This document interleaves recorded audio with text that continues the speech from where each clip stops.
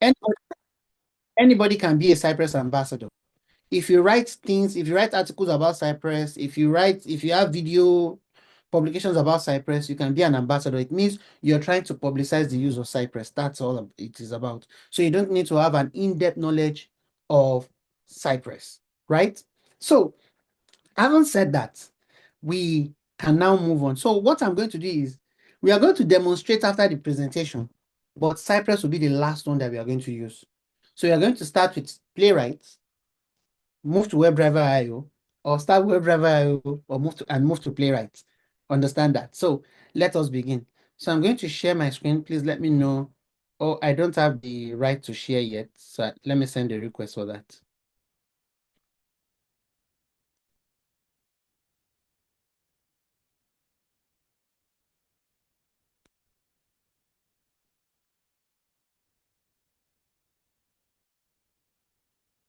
And please, those in the comment section, I don't like sir. Please, it's just Badmus. Keep it that way. I don't like sir, so don't use sir or anything. Just call me Badmus, right? Please try to do it. Because if you want to ask a question and you are allowed to speak, if you say sir, I will not respond to the question. So please don't do that. So let me try to share my screen again. Now, okay, now I can share my screen. And so we are going to start. So I'm going to launch a presentation. So let me know when you can see the presentation.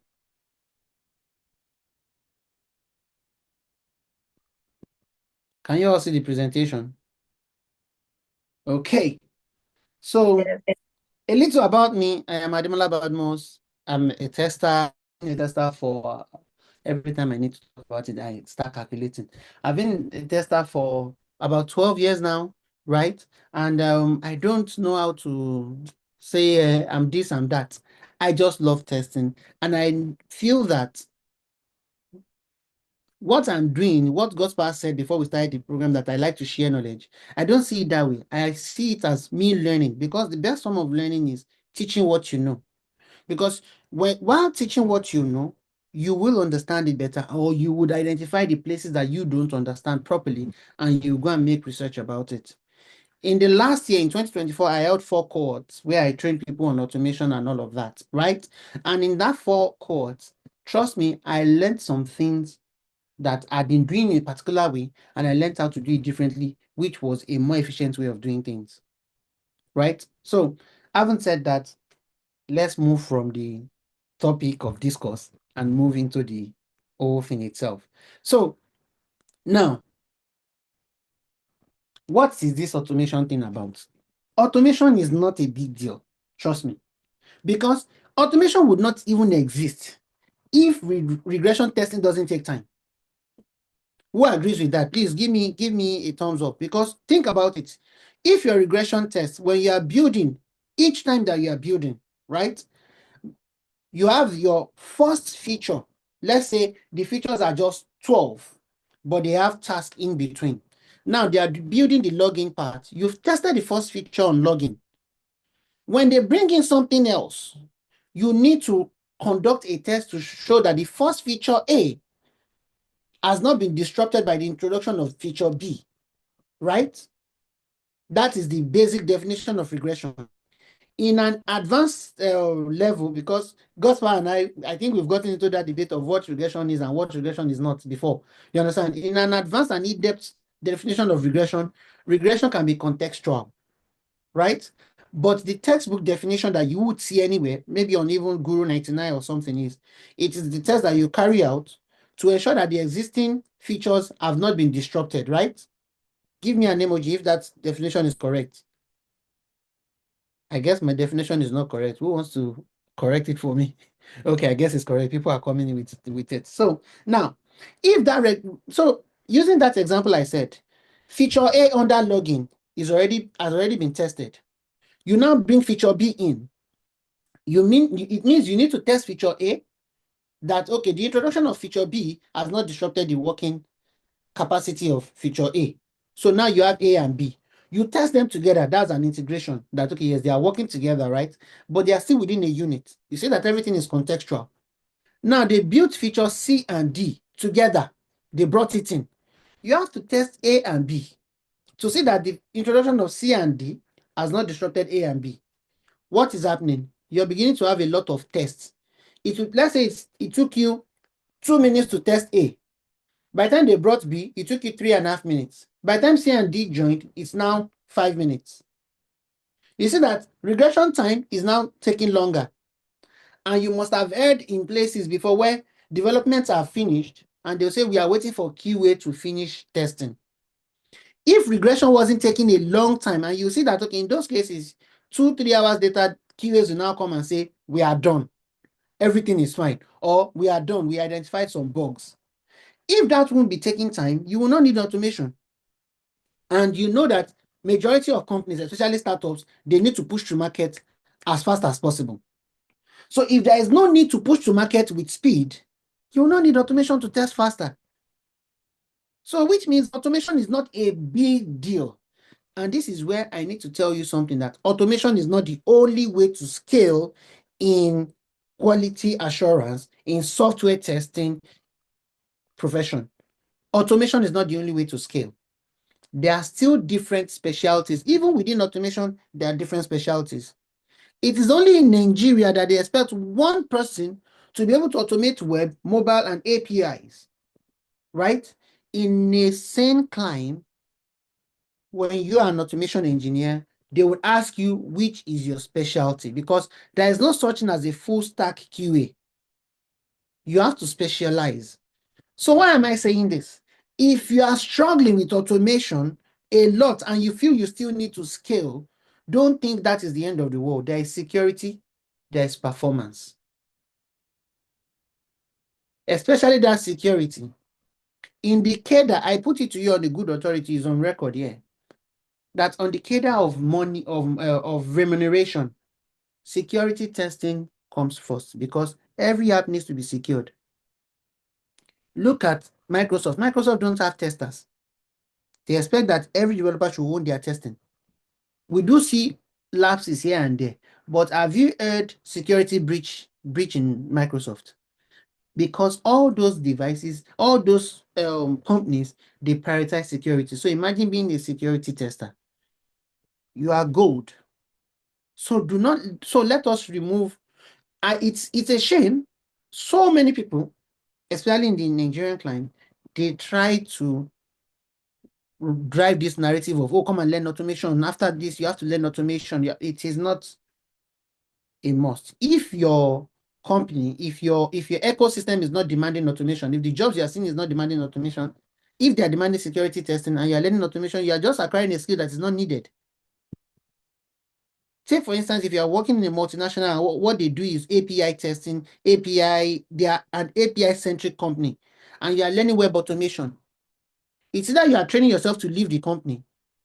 You can't say you are training yourself to be valuable to the company because they don't have anything UI.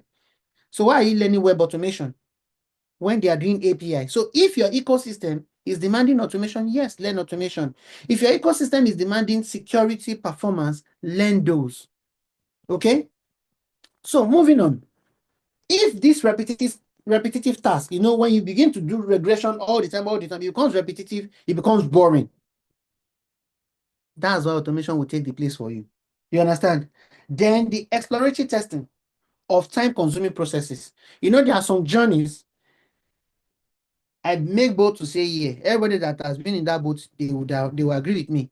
Nobody really likes testing bank apps because of something, because of KYC. Nobody likes to test fintech apps because KYC is very long. For some companies, the KYC page alone that you will go through is like 4 pages. So when there is regression to do like this, everybody just, oh, does this KYC? Can this KYC go away? Automation can take care of that for you. But how will it now work? That is what we need to now focus on. So, like I said, automation is an extension of what you have done before. Think about it this way. Before you can automate anything, you must have tested it rigorously. And testing it rigorously would give you one particular thing. It will let you understand the behavior of that application. Yes or no? Do you agree with me? If you have tested something, if you have gone through it, I'm using the word manually here. Please excuse me. If you have gone through it without any issue, right? If you have gone through it, explored it from its genesis to its revelation. I'm not a Christian, but I used to hear it. So if you have tested it from A to Z, you will understand the behavior. You understand that behavior so much so that if an issue has been raised, if a bug has been flagged, and you look and you hear about the bug, you've not even read the content, you can easily understand what the issue is, where the bug came from. Am I talking? Can anybody relate to that? It is quite easy for you to be able to do that. Now, that means that if you now want to automate, what you are simply doing is you are simulating something that you have experienced. You are trying to tell a machine to do the same thing. And I will prove to you that your test cases, how you are doing it without any automation tool, is just the same. What you are just doing is a different environment. So let me put it this way. Let me use a football analysis here. Boys, majority of boys, Saturday morning, will go to the field to go and play sets, right? We go and play amongst ourselves. It's the same rule of football that will still be applied, right? Nobody can handle the ball outside the post if you are not a goalkeeper. You understand? You apply those rules. It's the same rule you apply if you are not playing professionally.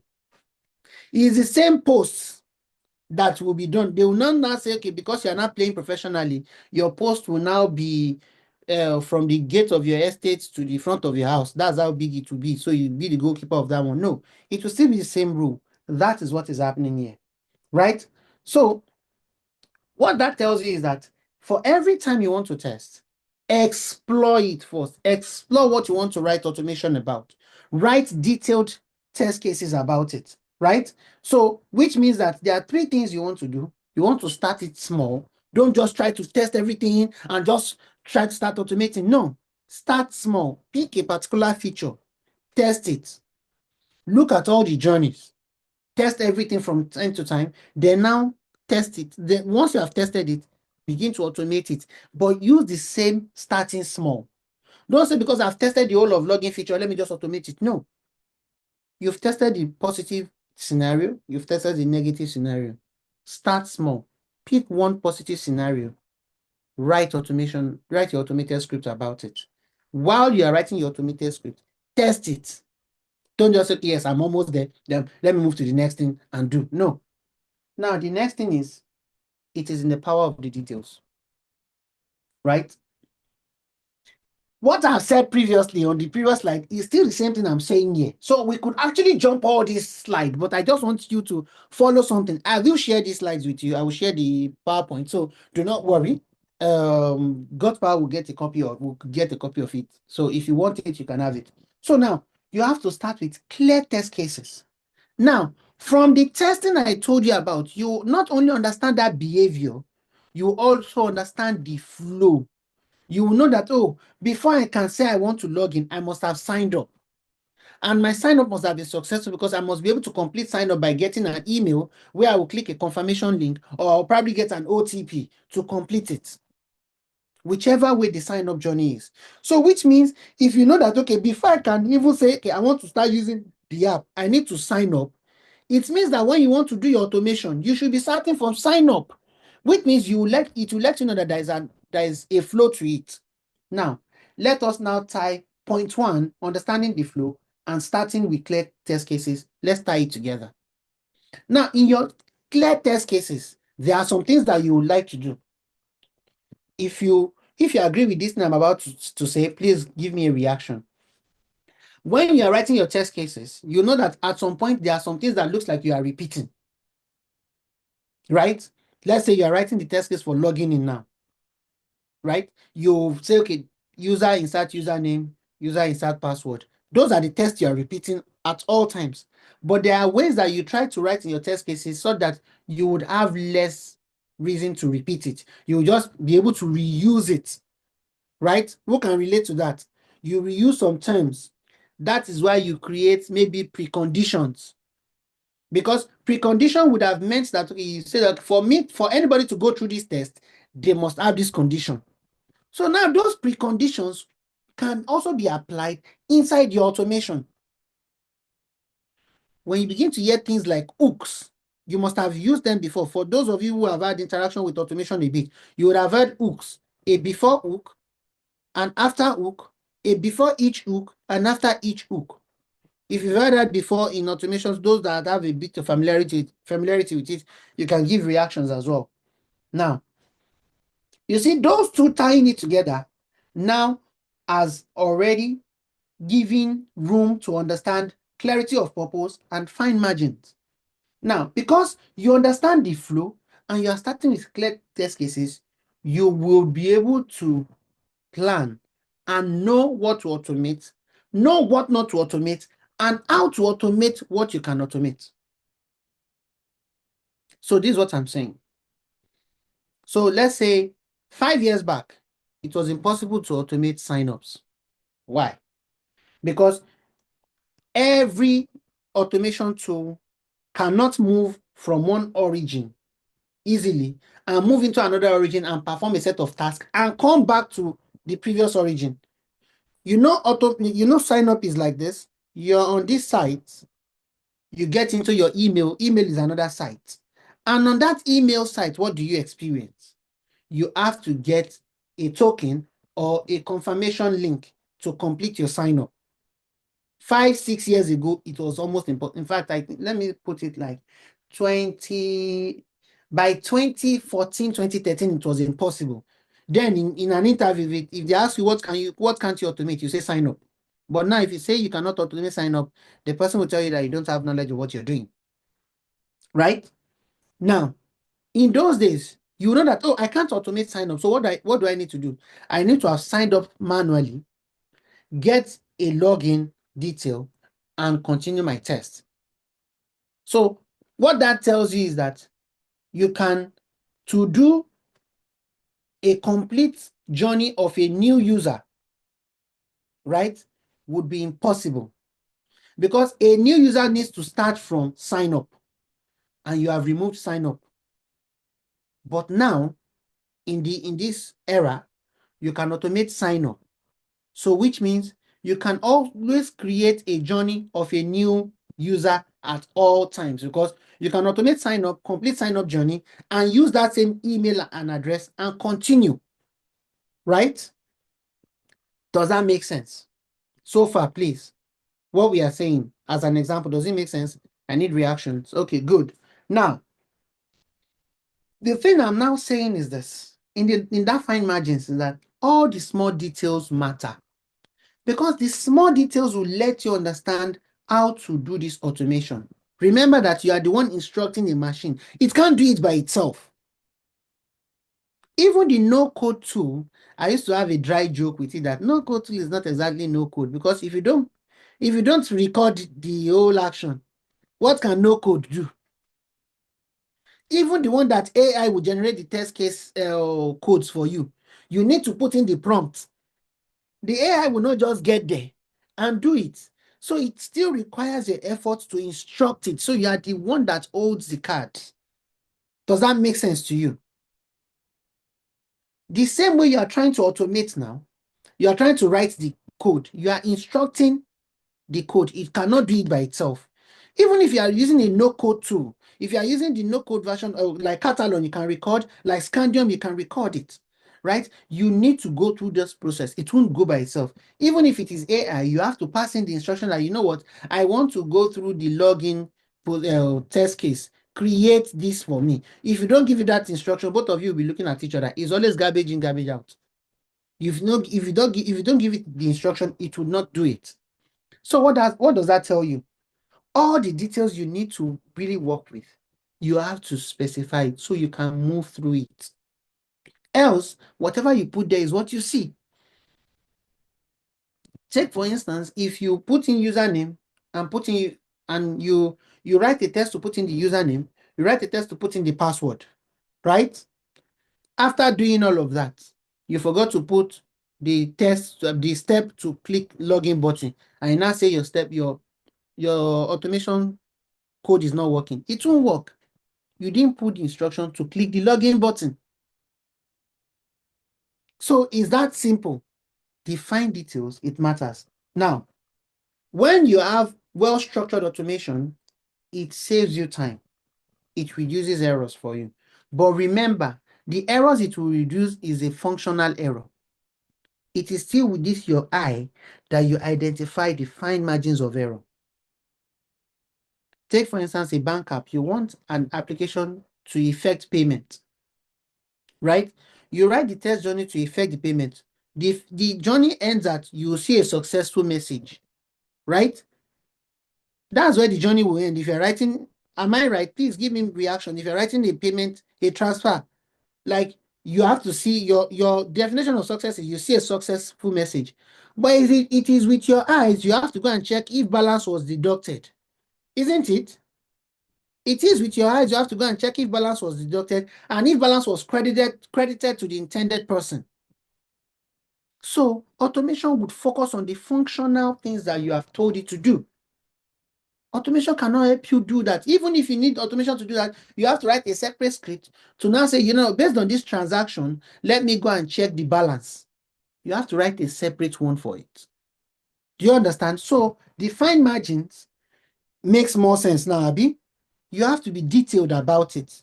So you can see that we've not done anything spectacular. We are just explaining what will happen inside automation, right? So now, let us now learn the principles. Because if you understand the principle of automation, I bet you can use any tool to automate. You can use any tool. As long as Google has not shut down, you just need to ask Google, okay, how do I do this particular thing in this tool? That is it. Trust me, when I started automation 2017, right? And all I learned was Python and Selenium. So I did not need to go and I bought a Udemy course on Python. I didn't buy it. Someone gave me. I did Bambiala. Someone gave me a Python course on Udemy. Why did I need to learn Python? Because Selenium, the tool that I needed to learn, requires programming language knowledge.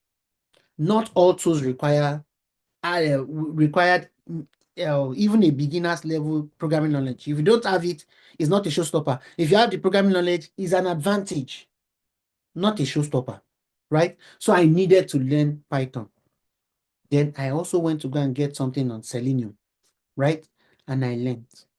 Then I read some blogs too. So please, this is recorded. In case you find me later in life and now saying, nobody taught me, please come back to this recording. No, this is receipts. There's nobody that is self-made. We all learned somewhere, okay? And it is okay to admit it.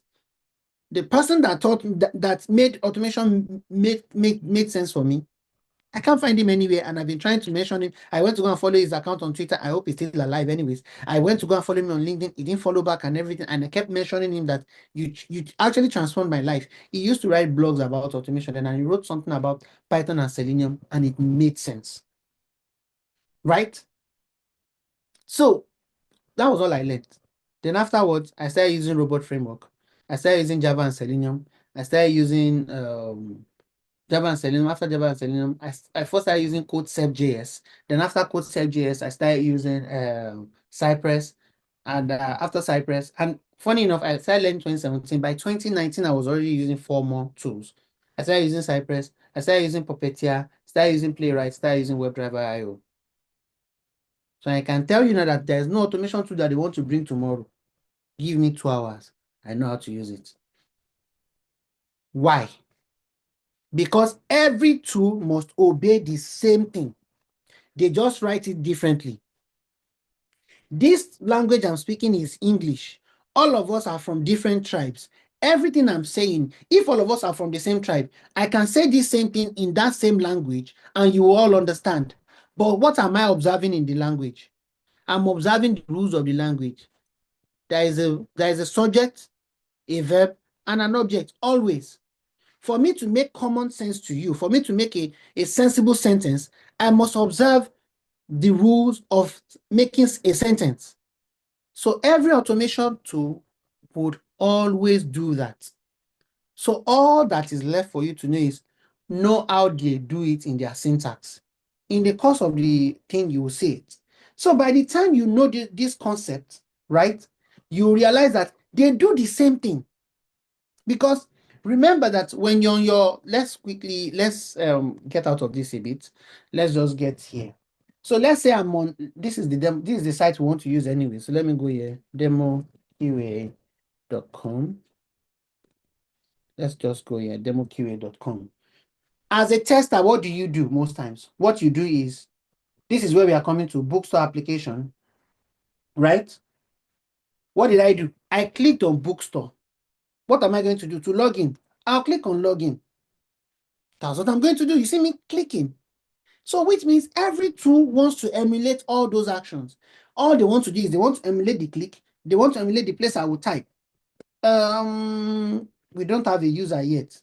Let's create a user, right?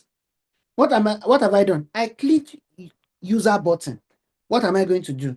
Let us put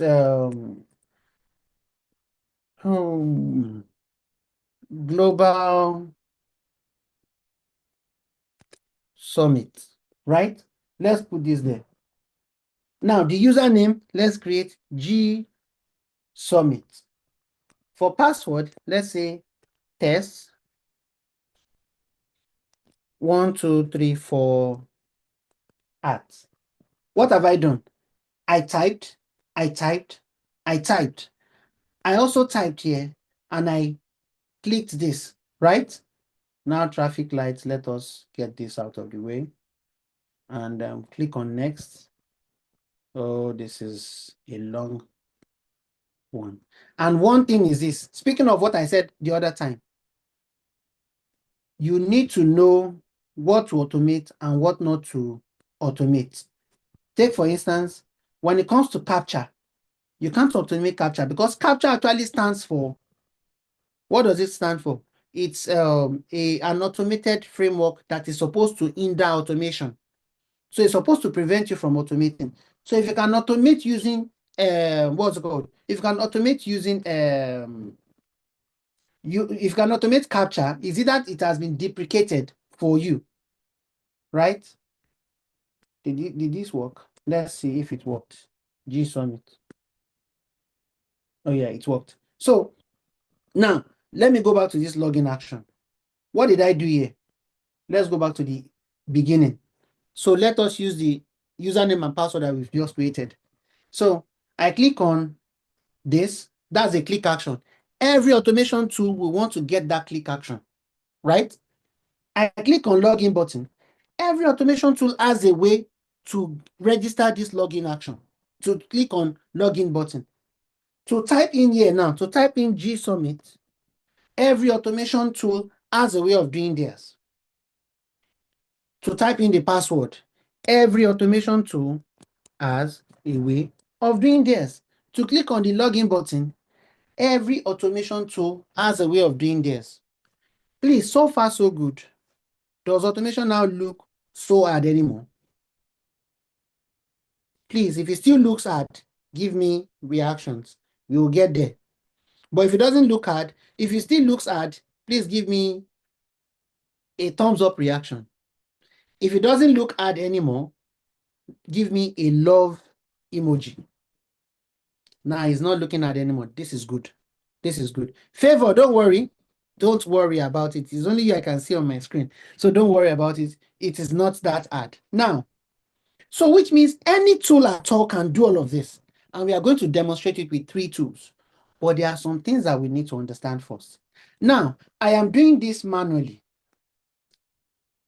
I'm doing this without any tool, right? I'm doing this without any tool. If I want to click on this, you see underneath it, let me right click on it and do inspect. Underneath this, there is something called web elements. You see, as I'm flickering on it, let me zoom a bit so you can see it better. As I'm flickering on this, you see that the web pages is being highlighted. So if I'm touching the right places, it gets there.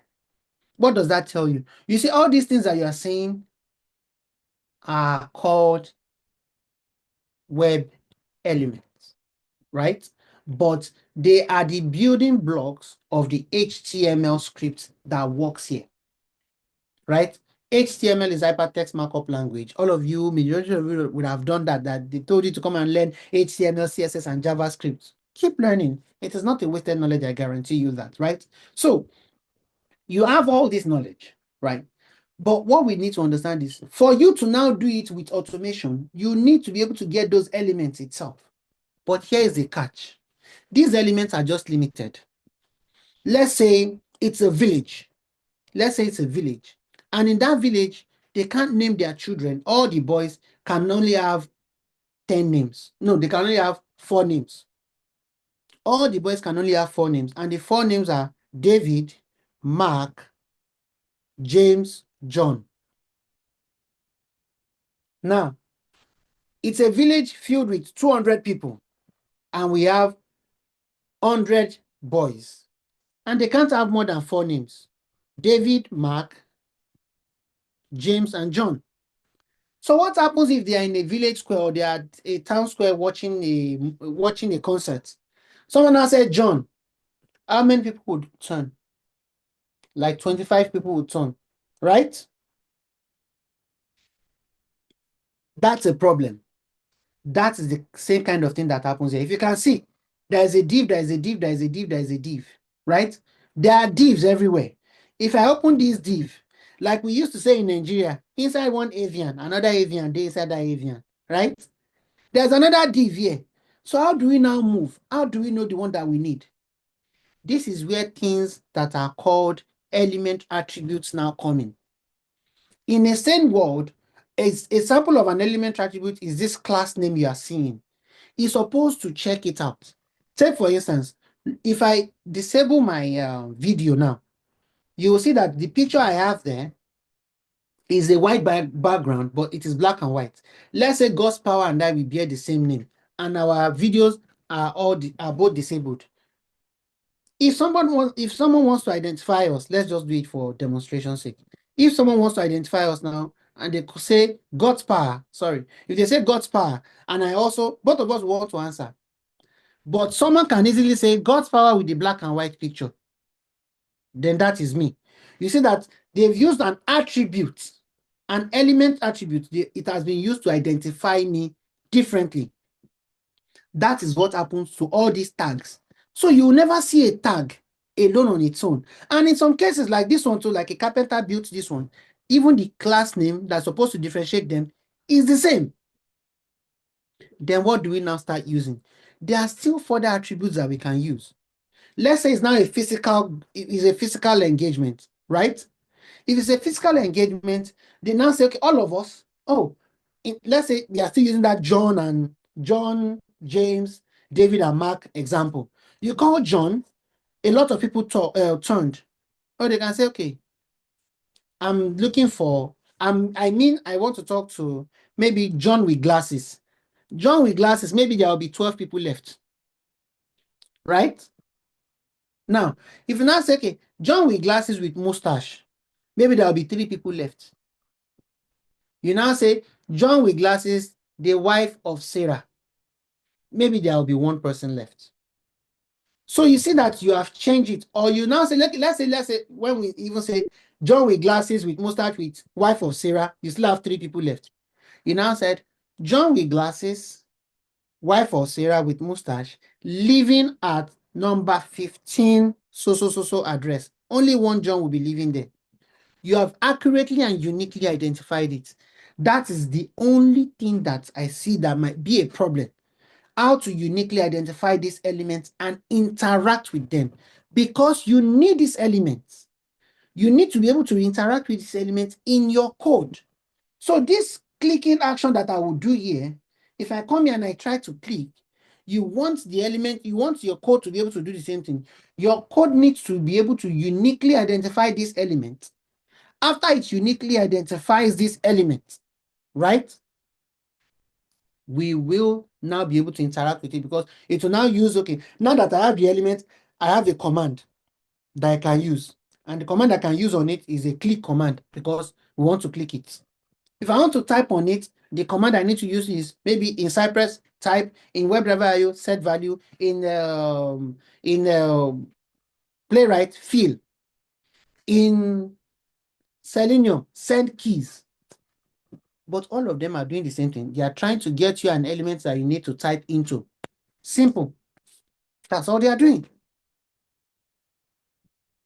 So do you get it now? Are you with me? So it's making a bit of sense to some people. I believe we'll get there together. So now that we have known that we need all these elements, let's get back to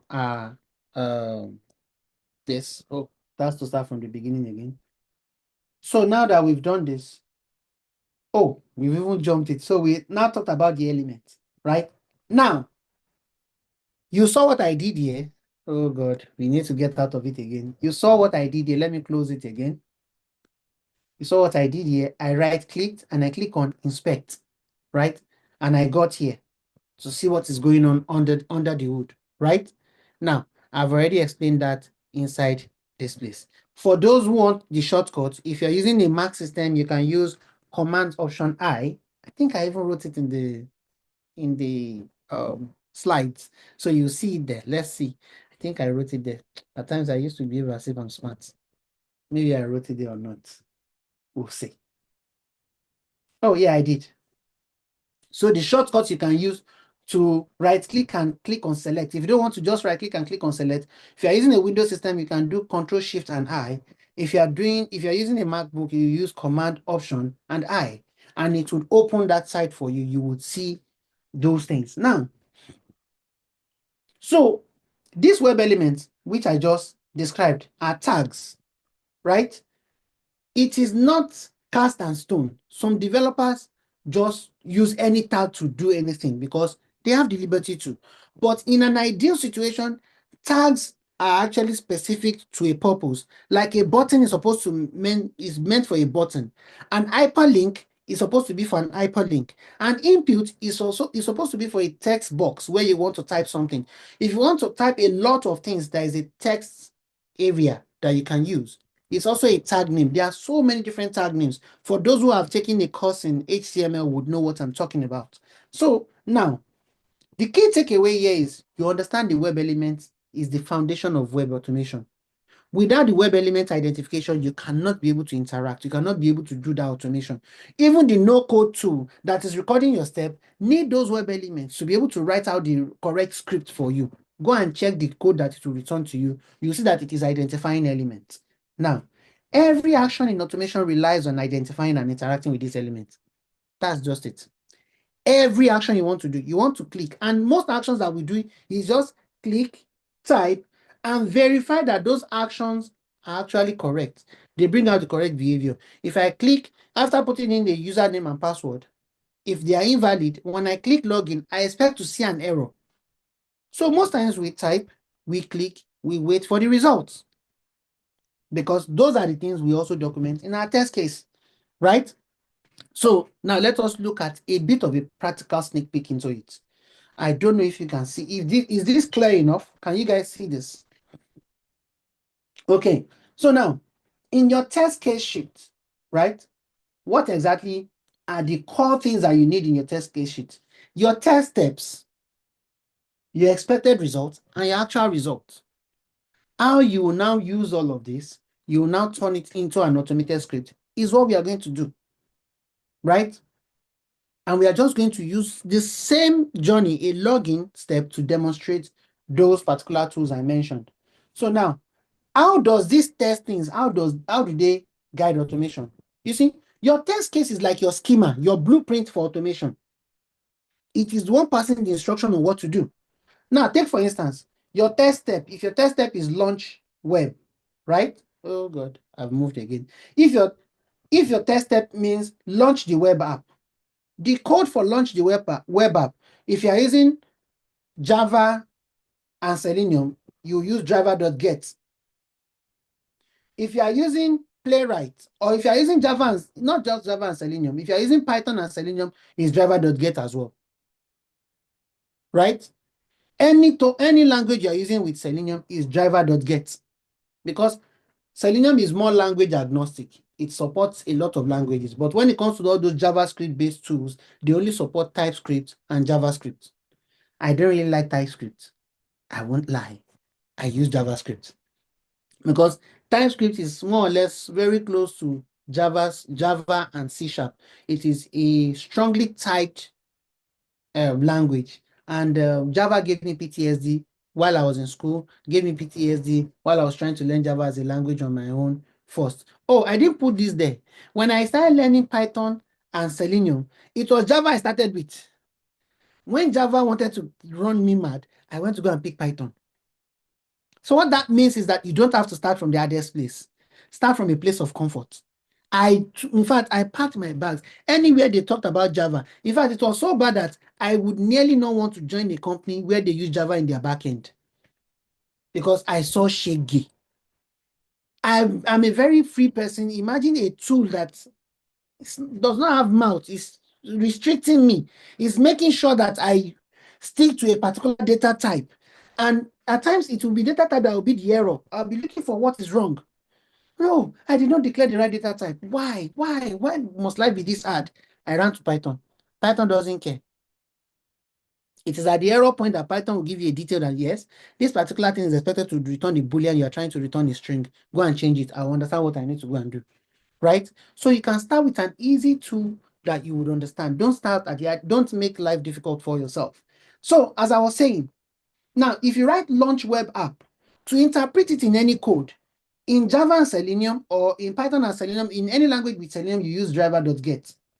In Playwright, you use page.goto. In WebdriverIO, you use browser.url. In Cypress, you use cy.visit. All of them will do the same thing. They will launch a web page. Favor, does it begin to make more sense now? Sorry that I'm calling you because you're on my screen and you said it's still a bit hard. So if it's still hard, please give me a love emoji. If it's still hard for you, Favor, give me a love emoji. Or it's still hard. Don't worry, we'll get there. Don't worry. I believe we'll get there. Now look at the second test step here. Enter the username in a text field. What did I say? We would need elements. We would need the web elements. Look at, in this one now, this particular syntax, the first syntax here, where my cursor is, that is the syntax for Selenium and Python. So here, we are saying that before you can do anything, the driver should be able to find what? Should be able to find the element where we want to type in test user. That's just it. Now, that is how you do it in Selenium. You see that is a different syntax, but we are achieving the same result. For Playwright, this is what you will use, page.locator. For WebdriverIO, this is what you will use, data ID. For Cypress, this is what you will use, cy.get. You will fetch the element and you will do this. Now, under the hood, let me tell you what these people are doing. They are not doing anything mystical. Let me show you. You see, inside here, let us try to identify this element first. How about that? Let's try to identify this together because we need those elements. Now, this is what that we need. We need this place. So we are here. This is the entire book. This is the entire book. As I'm hovering on this, it has highlighted it on the page, right? I am hovering on this bookstore application identifier now. It's highlighted. So this is what we need. But there's a problem. They look all the same here, right? They look all the same. So how do we get it out? So what do? We first need to identify this. So one thing about these elements, when you want to identify them, is they have a relationship called parent-child relationship. Now, this parent-child means that I can have a tag, and inside that tag, I can have more tags. like I used the other time when I said inside one avian, another avian is there. It's a Nigerian colloquial. For those who are not Nigerians, it means that inside a particular matter, there is another big matter inside it. Matter is anything that has weight and occupies space. So if you think that, okay, yes, inside a particular issue, oh, this is just the big issue, there is actually another small issue, which we can actually tie back to testing. Sorry, we are tying everything back to testing. If you have an epic, you can't just start working on the epic. You need to create a user story. Inside the user story, you have so many tasks you are going to create. And inside each task, you would have subtasks that would undo so many levels of the things. Does that not make more sense? Right? So that kind of relationship is what you have in your web elements. So one tag now, look at the home body. If I open it now, I have the category cards. Now look at something different here. When I use the home body, it selected the entire page. There is no demarcation, right? But immediately I came to the category cards, there is a demarcation. It has demarcated the cards. Okay, there are different cards that are on display, right? If I now go to one, it has selected the first card for me. Do you understand now? So there is always a parent-child relationship, right? So which means you can move from one parent to the child, and from each side, it means that if you open another child and it has children, it means that this one has become a grandparent. Does that make sense? Please, if it makes sense, thumbs up. If it doesn't make sense, let me quickly track back on it. If it doesn't make sense, use the love emoji.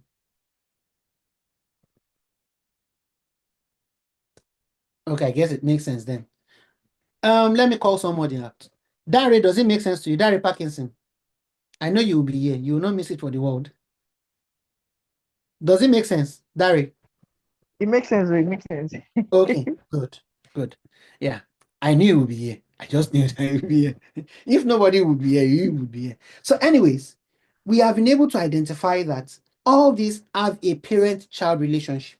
So at times, the easiest thing to do is when you're looking at a child, when you've identified the child that you need, and you know that you cannot identify it uniquely, go to his parents. If his parents can be unique, you've hit jackpot. Now, there is a representation problem. I am not going into details because this is just a small class, right? I'm not going into details because this is just a small class. I usually hold trainings and all of that, but that one's a separate discussion. But I will try to carry us along as much as possible. So there is a representation of these things. It is one thing to be able to identify these elements. We've established equation one and fact one. The fact one is automation needs these web elements to be able to do the automation. Now, how does it represent those web elements? That is the question. If it is a class, it has to be represented using a dot. Except, let's not, thank God we are not even using Selenium at all.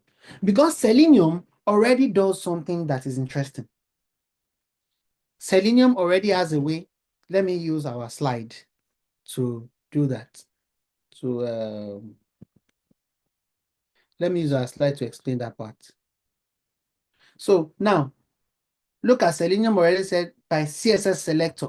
So which means whatever I'm representing here would have a CSS selector representation, right? In Selenium, I can also put ID here. So which means I'll be using the ID representation here directly. But you see all these JavaScripts, all these Node.js based tools, they use CSS selector representation. Some people use XPath. I am here to tell you that avoid it like a plague. XPath is not reliable. If you are using any type of automation, don't avoid XPath. Even though Selenium expresses has a notation for XPath, but it is a consensus in the testing world that XPath is bad practice. In fact, it's not just bad practice, it's a very bad and poor practice. So avoid XPath, right? It cannot, when you are interacting with elements called shadow DOMs, you cannot use XPath. In your iframes, you can't use XPath. And XPath, more often than not, creates a very long expression, which is not really suitable. If you make a mistake while copying or rewriting it, your test will start failing. So you have a lot of false negatives, right? So as it were, now let's get back to that page again.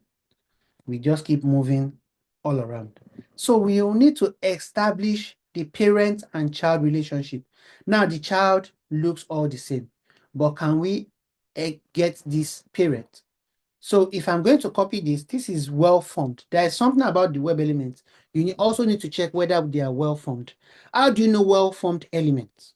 Well formed elements would not have trailing numbers in between them or at the end, and they would not have spaces in between them. This one is not a well-formed element because you have card space empty for card space top hyphen card.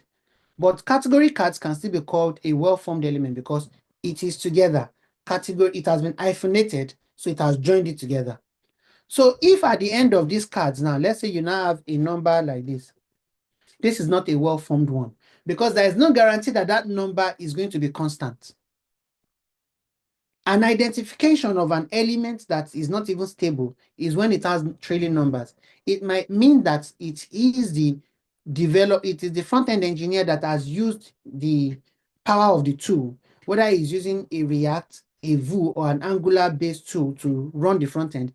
He has used it to dynamically create those names. So they keep changing. Even if you refresh add enough, that number might change. So when you see something like that, or you see things like this, if there are no numbers there, let's say you see something like this, these are not well formed. There is no guarantee that the trailing, the preceding word or the trailing word would not change. There is no guarantee. So those are not well formed, but this is well formed. So let's say we pick the class name now. Let's say we pick the class name, right? If I press Control F or Command F, whichever one you're using, I can come here and find the selector. Like I told you, when it is in CSS selector, there's a way you represent it. So for a class name, you put a dot first and you paste in that name. So it means we are in lock. The parent of the child that we are looking for is unique. So we can uniquely identify it. But now we know that this is useless to us because it is not well formed. The class name here is not well formed. So what do we do? So we just go directly up inside it. Now, this is the catch. When you are representing CSS, there's a difference between this sign and just putting a space. When you're using this angle bracket, it means you are saying go directly under the child. Under this is the parent, go to the child underneath directly. If you're using a space, it means you're saying go within this parent and find it. So let's look at the demonstration of it now. So if I do like this, if I say go directly under, and I put the name of this tag, look at the tag, div. If I put that div there, what happens? See what I got. I got 1 of 6. That means I have 6 possibilities, and that is 1, 2, 3, 4, 5, 6, which is correct, right? But let us go back. I think, let me just, for sake of clarity, so you can see it properly again. So now I use the angle bracket. Let's demonstrate the angle bracket again. We can see 6. So now let me remove that angle bracket. Let me just put space and put div. What can you see? I can see 30, 1 of 30. It means it has said underneath this parent, there are 30 possible divs everywhere randomly. Whether it is the direct child or it is the great-grandchild or it is the great-great-grandchild, there are divs everywhere and it is 30 of them, right? So that is one thing that we might need to learn later. So because of time, and I don't want us to be tired, I would not be explaining how to identify elements and all of that. It's a different thing entirely. There are texts that you can read and learn about that. So what I will do here is I'll put this direct one and I'll do this div. But there's still a problem. I can still see 6, but I need this one. This is the one I need. So there is something called, now let me track back to the example of David, Mark, James, and John. When we eventually got John, we used his house address because he's one that is living at house number 15. So we can use the address of this one, that this is the sixth one. Since what we are looking for looks like, if you count 1, 2, 3, 4, 5, 6, is on the sixth part. So we can say the nth child 6. What happens? You see that it has selected that one for us. So we've been able to get the actual one that we are looking for, right? So now in identifying that, we have been able to uniquely identify the element we want to interact with. So what can we do? We'll just copy this and we'll go and use it in our code. I've copied it on the clipboard. We'll use it later. We'll come and recopy it just for exercises. So let's go back to the presentation because we are not done. So on this now, on this particular one, we now understand that when you define your test cases properly, when they are well defined, you can follow the instruction on it. When you want to launch the web app, you already know what to do. If you want to enter your username in a text field, you know what to do. You want to enter your password, you know what to do. You have to click the login button, you know what to do. Because you know that you have to get these elements and perform an action on it. So far, so good. Does it make sense? I need emojis. Good, good, good. Thank you so much. You guys are following up until this point. This is interesting. So, in fact, you are allowed to, with God's power permission, actually, you're allowed to say yes or something if he allows that. He's the moderator. So if he allows you guys to unmute yourself and say yes, you're following and all is fine. But the emojis are just fine as well. So, having done this, we can now use an example. This is a test case, right? By show of emoji, let's use the love emoji this time. Do you think this is a good test case? Do you think this is okay? If you think it's okay, please use a love emoji. Let's go through it. Do you think this is okay? Use a love emoji. If you think this test case is okay, use a love emoji. Okay, Wasil, yes, I see you. You think it's okay? Who else thinks it's okay? Mary Frances, yes, good. Bankole thinks this is okay, yeah, good, and all. Okay, now, given the things, and Jennifer also thinks it's okay, if I thinks it's okay. So I don't know who is, Tosin Okoyemi also thinks it's okay. So now this is it. Given the things that we've said earlier on, I would want to say this is not okay.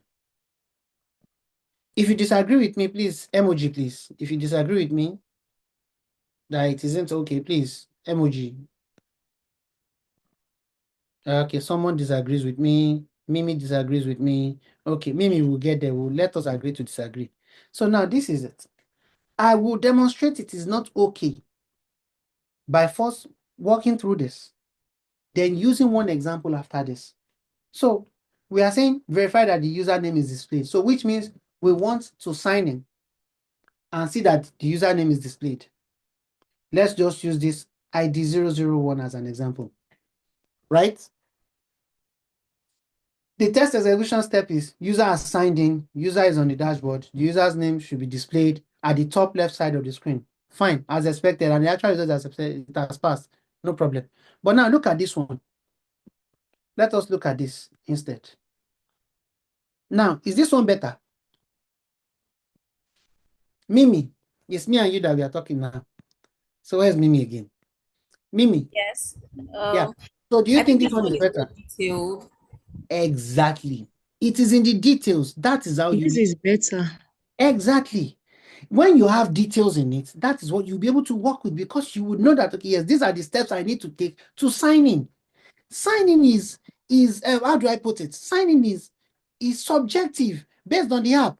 For some app, let me give you an example. For some app to sign in, you just need to click, you get to the home page first, click a login link, it will take you to the login form. You fill in the form, you click on login, you are done. For some people, for some app, if you launch it, you see a login button. When you see that login button, once you click on it, all you will see is put in your email. You will put in your email. Once you click send like this, you say, check your email for the login link. So which means login could be anyhow. So you just saying that, you just saying, let me get back here. You just saying user has signed in. You have not provided your automation script a detail to follow. How did the user sign in? You have not done that. I'm surprised that Mary Francis is here. I'm really surprised. So, anyways, you've not provided detailed information on what your automation steps will take. Do you understand? So that is the point there. So that ties back to the things I've been saying earlier on, that a detailed test case is the power of the details. A detailed test case would give you an adequate way, a very easy way to run your automation, because you have already detailed your steps. You know what's next, right? And you can even do to tie back to this, to tie back to start small, test first, then automate. Once you've automated one step, test it. Automate the second step that will follow it, test it. Automate the third step that follows it, test it. See that, okay, you are getting it right based on your test cases. That is the way. So you just start that small and you test at all times. So now we agree that this one gives us more information, is well detailed, we can follow the steps. Okay? Which is good. So, Favor, right now, does it make more sense now? Give me a love emoji if it makes sense. Give me a thumbs up emoji if you still have issues with it. Favor. Oh, now she understands. That's good. That's good. That's good. That's good. Okay, so let us now move on. Right? Now, all of this that is here, the principle of efficiency about minimizing your effort, maximizing the output and everything. Let me explain it on the previous page. Right? So how do we explain that? Because we want to write less and do more. Now look at this page. If I have I don't know if I have it open somewhere, but let me check. I do not have it opened anywhere, so I'm just going to go and look for it. Excel. Let me just open Excel sheet and get it there.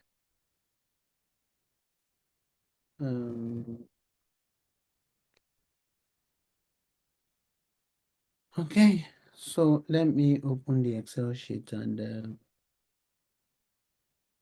see what we can get out of it. Yeah, one has opened. Now, the issue is just getting the location. Okay, so I found something. So let's use that. Okay, so I'm going to bring that to this screen. So let us see something here.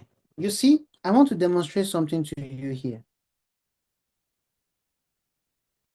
So now, imagine I want to write all these things. I need to count the number of tests that has passed, the number of tests that has failed, how many things I have.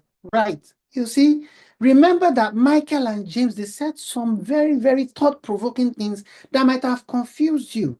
When they say they don't like when they see test cases like this, they spent years in it, but they know what they are saying. But from a context of where you work, you see, it's just about talking about best practices. When you're using best practices, everything in testing, remember I said earlier that everything in testing is contextual. It depends on where you're working. There are some things that you might want to observe when you're talking about best practices, right? When you're creating test cases, whichever thing you want to use, make sure it is detailed. Why should it be detailed? Because from your test cases, there are some test metrics that would give information of what has been done. You can have 600 test cases on login alone, depending on the type of login you're creating. But you need to be able to measure coverage, measure stability, measure what you've done, right? And if this is the easiest way for you to do it that way. If you can do it on a PDF, do it that way. If you can do it using different charts, do it that way. But make sure you do not leave out details. So now, I want to explain when you write less and do more. So now, imagine what you would have done if you have like 10 test cases to do. You want to go on the next test case now. You will write this test case here. Let's say it is still about the dashboard. The ID is now 002, right? you are moving on to the next one. By the time you finish writing everything on it, you need to count it as part of the test you've written. But I've already written a formula here that is counting automatically for me. What does that tell you? It means I'm trying to write less. All I'm just focusing on is writing my test case, right? But I'm still not, I've stopped myself, I've prevented myself from having to repeat myself at all times. I've counted it automatically. Let's say that particular test failed. Let's say that particular test failed now. Oh God. So I'm just going to format-paste this for this here. And okay, so copy and let me just paste it. Okay. So let's say this one here now failed, right? What will happen? You see that it has counted the number of fails. So I can easily make measurements out of it. I can easily get my metrics out without issues. So which means I'm still running all my tests, but I am able to do what? I am able to keep track without having to do more. Because it is possible for me, based on pressure that I'm experiencing, it is possible for me to have forgotten that, oh yes, I need to do a particular thing here, right? And I'll forget that, and nobody would know. And at the point where they need to make matters count, I'll be found wanting. So let's say this one that failed now. Let me copy this again. Let me copy this one and paste it. So let's say this one that failed is actually a serious failure. Let's say it's a bug. The severity part is actually for a bug. But let's say I'm actually reporting a bug here, for instance, and I say, okay, this is a priority 1 failure. It has counted it. So which means from my test case, I'm already doing a triage, sort of. From the place I'm documenting my test case, I'm already creating a triage. So I can say, okay, you know what? Everywhere I can start doing some Excel calculations that everywhere that there is a P1, you understand, extract those test cases or extract those bug reports and put them here. So we've already done it. What's called followed by a P2, followed by a P3. So I can share that with the developer. You see that I'm doing a lot more, but I'm actually doing less. Because the thing that would require that I create new test documents, I am just doing them that way. Does this make sense to you? Please, if it makes sense to you, please signify. So those are the things that we are trying to see that we can make work, right? So that is the thing about trying to write less and do more, right? So now, when we begin to do this, right?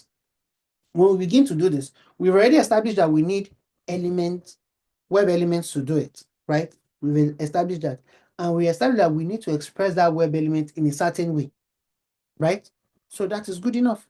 So the last part of it is when you're able to write less and able to do more, you are going to save yourself time. You understand? And you're going to reduce errors that will be caused by manual updates. And you are going to be able to make automation scalable. All that writing less and doing more that you did on your test case, you can also do that in your automation. So this is the part where we stop, take a break, and come back and we start practicing. So here, before we stop, if you have a question, please signify or put in the comments so I can take a look at those ones and answer the questions as I see fit.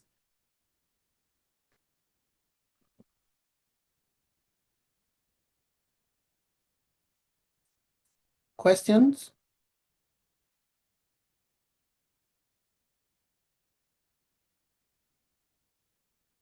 So I guess if there are no questions, we can go for a 5-minute break. We can pause the I recording. request. I raise my hand up. Okay. I was looking at the chat. So who's that? King. Yeah, go ahead. Yes, Go ahead. yeah, Question. Ben Kingsley. Yes, I Okay. was going to ask, how can we identify, how do we identify a class element? First of all, there is no class element. There are Okay. only web elements. Now, web elements, because from what I demonstrated, let me show you again.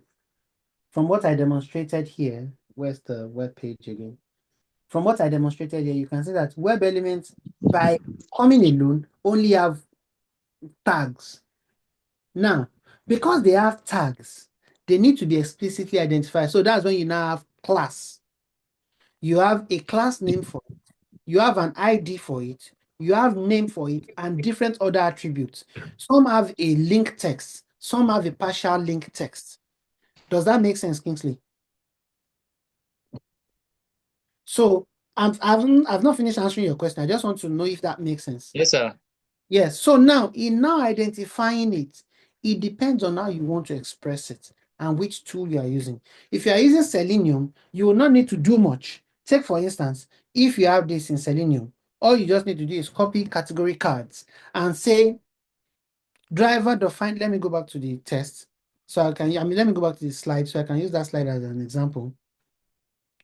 So all you just need to do in the slide is this. All you just need to do right now in your test is you say driver.find element. Look at the test step 2. Driver.find element by class. Instead of CSS selector, it will be by class name. It will be by class name, and the class name will just be that category -cards. You will not put anything there. But if you are now using maybe another tool, or maybe that same Selenium, you are now saying, I want to represent it by CSS selector. You now say by .css selector. So instead of just putting that category -cards there, you have to first put a dot before that category -cards if you are using a CSS selector to identify. Yes, Rashid, at your question. Okay, thank you. So I wanted to ask that what do you advise, what is your advice on using Selectors Hub extension to find I elements? have nothing against it. It's a good practice. It is a good practice. But one thing about those selections, those selectors is that they are automated, so to speak. They only follow a particular paradigm. So in some cases, in some exigent cases, you find yourself in a situation where those elements that has been identified using those selectors can break. Let me give an example. Do I have a site like that? Yeah. Well, let's try this. Do I have a site like that? Let me see. Yeah, I've seen it before on their main site. Try Mima. Yeah, I've seen it on their site before. It's a good friend of mine, and look at this. Now, if you have this, if I'm going to identify login, for instance, now look at the button login, right? Now, we don't have an element identifier. Let's download one of them for practicality of what I'm trying to say, right? Rashida, let's quickly download one of them. Selectors of, I think that's the only one that's still selectors of Chrome, right?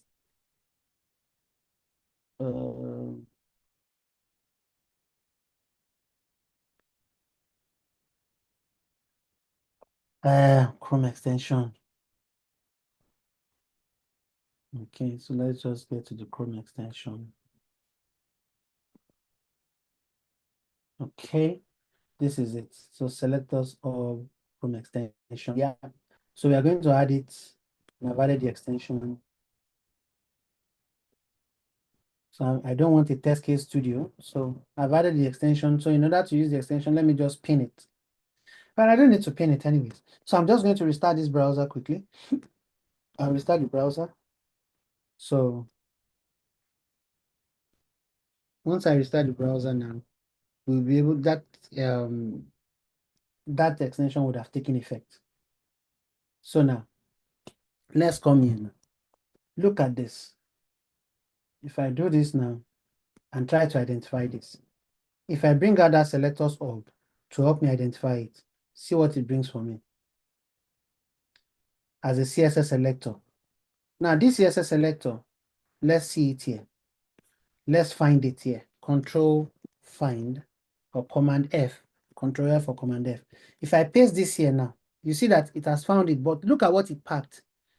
I mentioned then that I mentioned then that this particular type of class name is not well formed because this particular one at the back could change, right? So which means it has identified it correctly now. 2 months down the line, that element might have changed and it will be causing your test to break. Do you understand now? So it's not as if it won't work, but can it be relied on upon for a long time? That is the question. So it is better for you to learn how to create reliable ones yourself. Identify these things and know that yes, this is where it will be at all points in time. Or the best thing that you should do is advise the team to create data test attributes for these elements, for these tags. Does that answer your question, Rashidat? Yes, perfectly. Thank you. Kingsley, have I answered your question correctly as well? I forgot to ask you. Kingsley is angry because I didn't ask him that. Oh, I'm sorry. Kingsley, does he Yeah, answer? you did, but I'll still go through it for more understanding. Oh yeah, well, if you check my YouTube channel, I have videos on element identifier. I think it will be able to help you as well. Yeah, Abiodun, I have a question.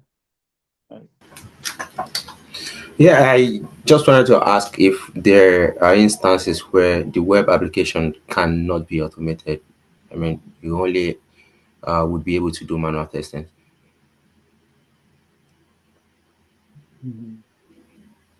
I'm trying off the top of my head to see what situation will cause that.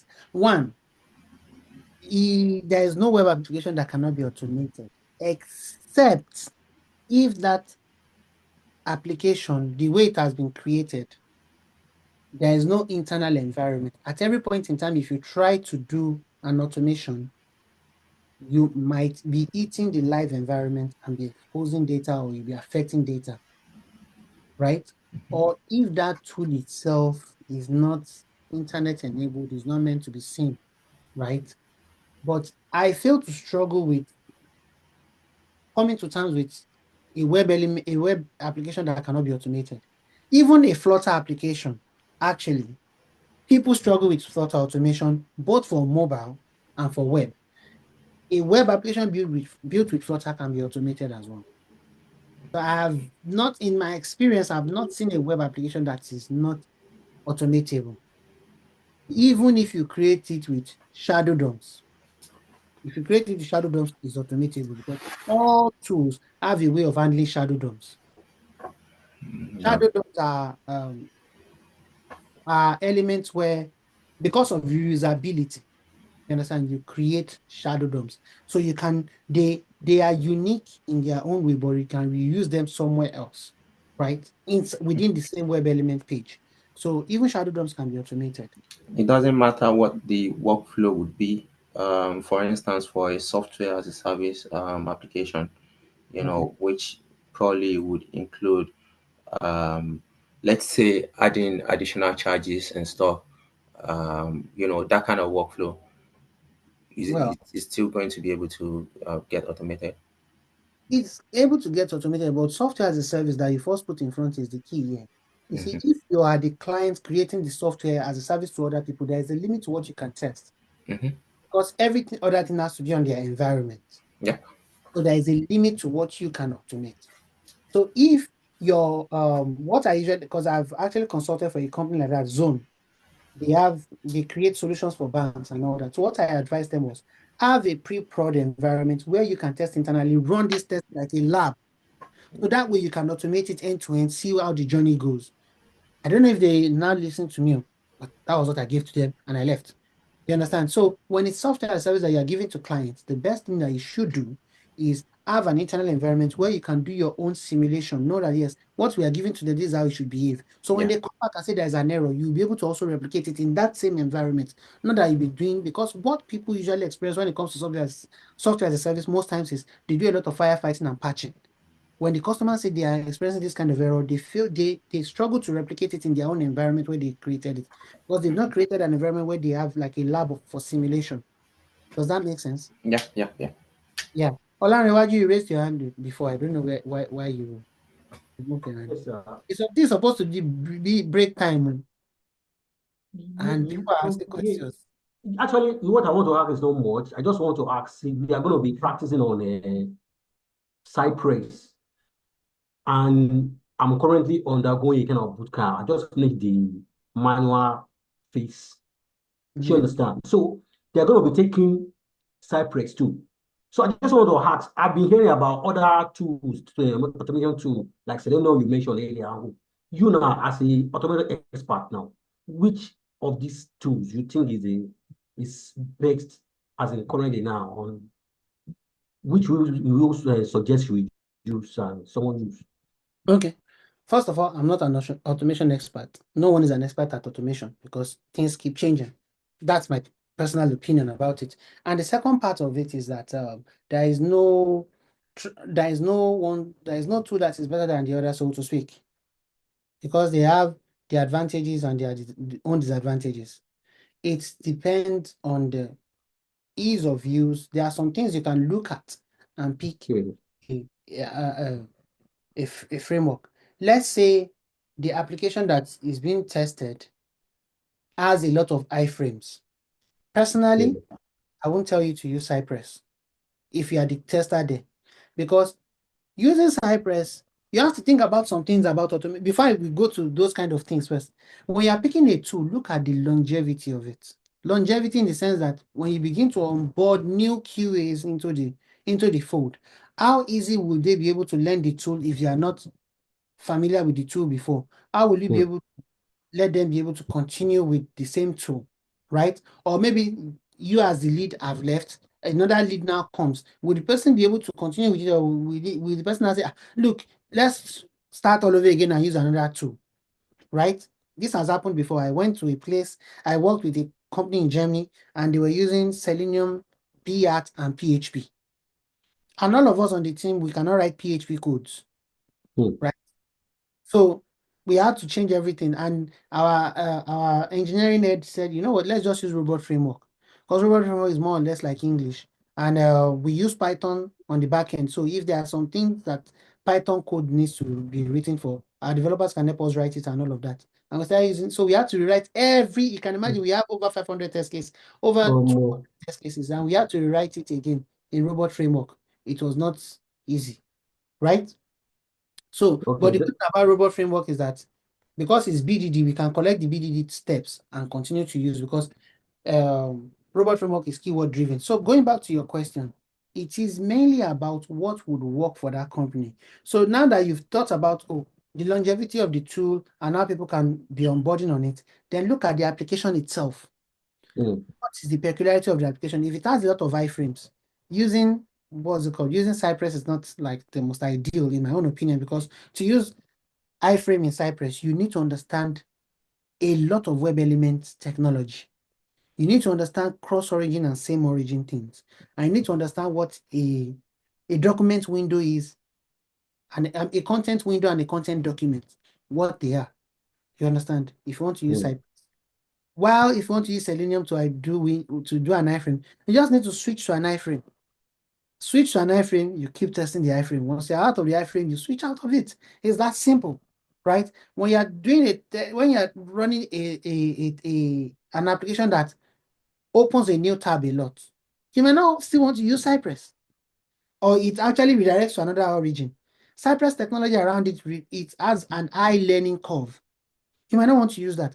But when the test is a simple page application and you want to run it fast, Cypress, Playwright, WebdriverIO are your top of mind. So you need to understand the application and know which tool best suits it. And if you think, oh, my staff is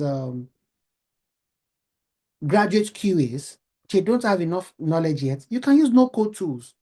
It eases them into automation. They understand what they're trying to do. You can use no-code tools, you can use Candium, you can use Catalog. So it's not like, oh, there is one that is the best you must go for. No.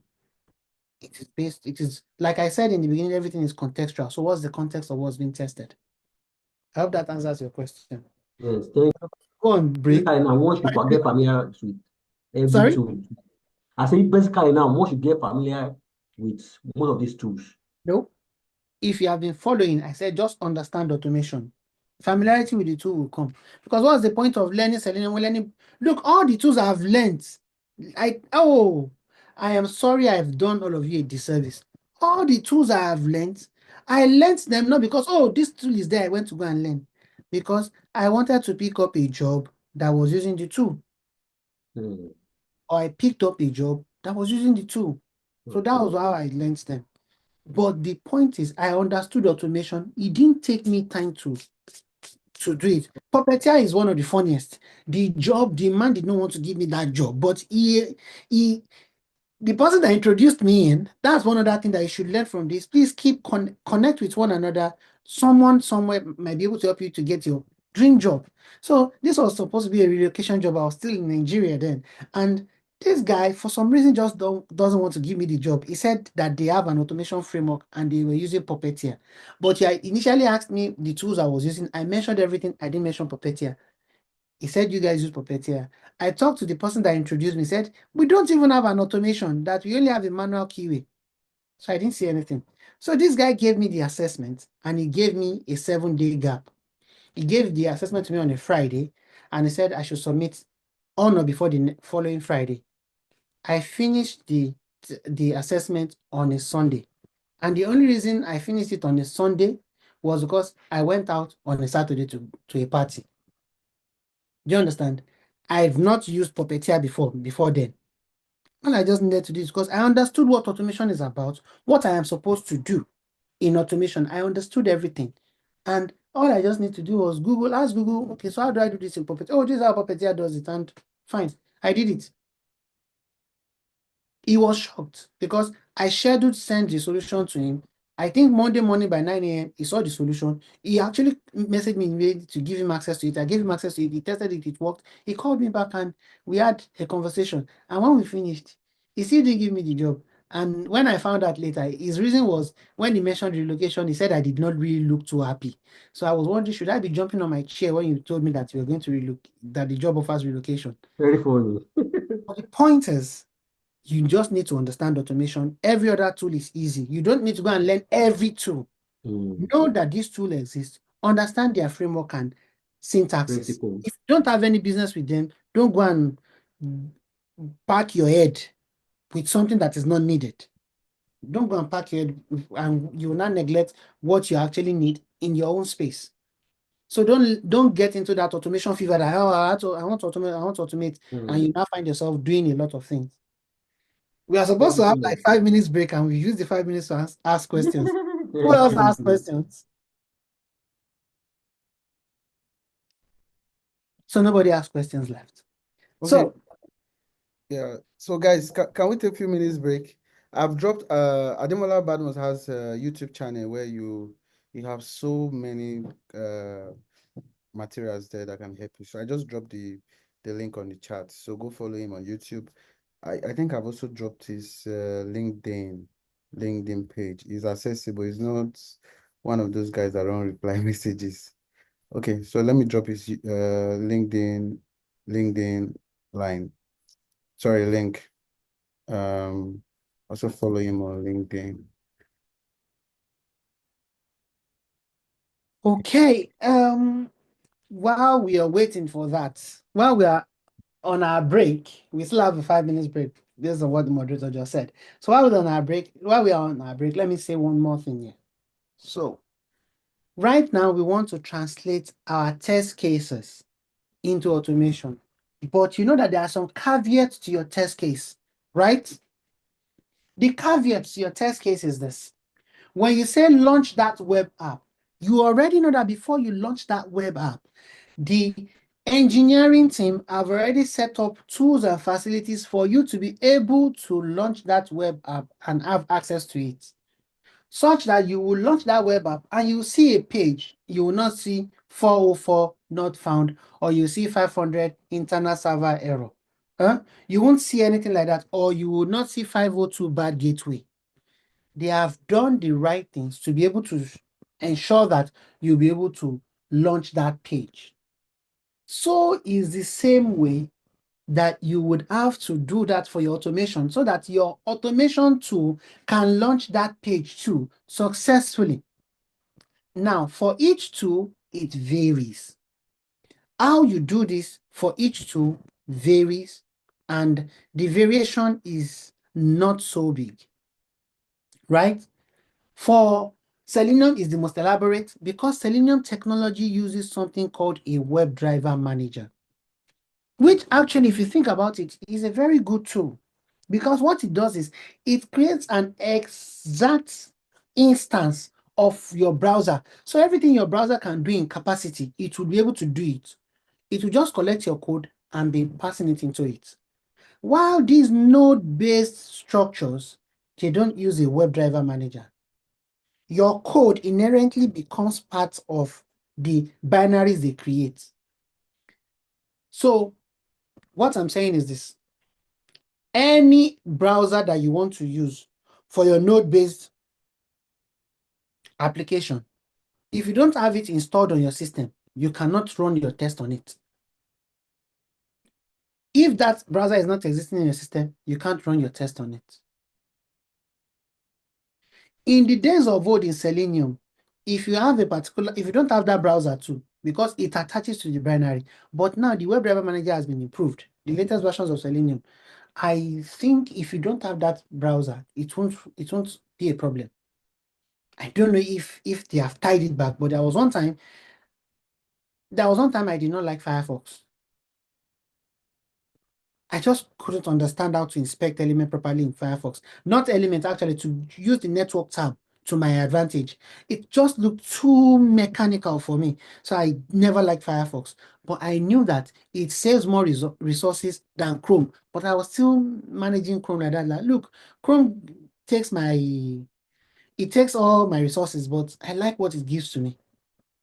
And I was able to run my test run it on Firefox without having a Firefox browser then. So I don't know if Selenium, because I've not used Selenium now in how many years? Okay, so the last time I used Selenium was when I made videos on YouTube about it. So that's the last time I used Selenium. So I've not worked in the capacity where I need to work with Selenium again. But if you call me to it, it's a lot of use and I'm a bit rusty on it, but give me 20, 30 minutes, I'll get the hang of it again and we'll run with it. That's one thing about knowledge. Knowledge never leaves you. You'll just be rusty in it. It's like picking up your math, trying to solve your children or your siblings' math problem. For the first 5, 10, 15 minutes, it might look gibberish, but when you settle in, you start solving things because you already know it. That's not about knowledge. So, having said that, remember that even to test without any automation tool, your development team would have made sure that that environment is available to you. So it's the same way you have to make sure that your automation will make sure that you'll be able to, your automated scripts and your automated commands will be able to give you access to that particular page. Does that make sense? Please, emojis, or even if you're on mute, you can say yes and all of that. So everyone has that, right? Now, when it comes to these two, because of the language or the tech stack you want to use about it, there are some things you will need. If you want to use a node-based application, sorry, I'm making a mistake. I have another laptop here, so I'm trying to use the mouse there when it's not working. So if you want to use a node-based tool, a node-based tool requires that you have Node installed on your system. So how do you know if you have Node installed on your system? The way you will know that you have Node installed on your system is this. You will need to first check. Everybody can do this. So let me just quickly get that here. Hold on. Everybody can do this on their own. Everybody can do this on their own. I know. Can you guys see this? Let me increase it a bit. Okay. So you can open your command prompt. If you're using a MacBook, you can open your terminal. I use a customized terminal on my MacBook. So before you start asking questions, how do you have how is your own terminal like this? It's customized. It's item. With item 2, you can make settings and all of that. I'm not making advert for item. I don't work for them, please. So if you check this on your system, Node -- version, if it brings out a version for you, then you have Node installed. If it doesn't bring out a version for you, it will tell you node is not a recognized command or something like that. What that means is that you will need to go to your website and do node download. Just Google it. So you see the node page. Now, this one here has already, let's go to download. This is on download. So now it's telling me I have a Mac system. It has already identified it. But let's say I don't want Mac. I can pick on Windows and Linux and whatever new system this is. Never used it before. So that this is what I can do and I can install, right? So if I want to use the terminal to install it, I can follow this command. If I want to install it as a command for a command line, I can also use this. That is for Mac OS. But if it is for a Windows system, now if I pick Windows here now, right? If I want to use a Windows system here, all I just need to do is just download one of these and install. It is something you can follow. It is procedural, right? You can just install that because with Node, you can begin to do every other thing else with Node-based scripts. Okay? So, Godspell, let us know when we can start, when we can continue, please. We can proceed. I think you guys, they are back, right? Are you guys back? Let's see the comments. Do you still need time? If you guys need time, more time, please. If you need 5 minutes more, please type yes in the comment section. Are you Chooks guys needs, back? okay. Shakira said no. Shakira said no. Rashida said we are back. Fatima, we are back. We did. Becky did not leave. Don't die. We are back. We are back. Okay, so let us continue. So far, so good. If you think this is too much, maybe we should break it. I'm willing to find another time again. We can continue it. But if you want us to continue, please also say that. You can just type continue in the comment section and let us see. Aminat, you joined with your iPhone. You are missing a lot. I think you should join with your system so you can follow. Okay. Oh, Gushala, you're just joining. Welcome. You'll see the recorded version anyways. Victor Lumentin wants us to break it. Yeah, every other person says we should continue. Okay, I think we are going to be utilitarian here. 2 people said break it, a majority said continue, right? Emeka, do you want to share what you want? Please, how to get the session recording? Okay, we will share it, okay? Good. So Latifa said is information overload. That's what I fear as well. 5 people have said we should break it. 6. The rest are saying we should continue. Ajay said stay to listen. I think Ajab, you are joining from India, right?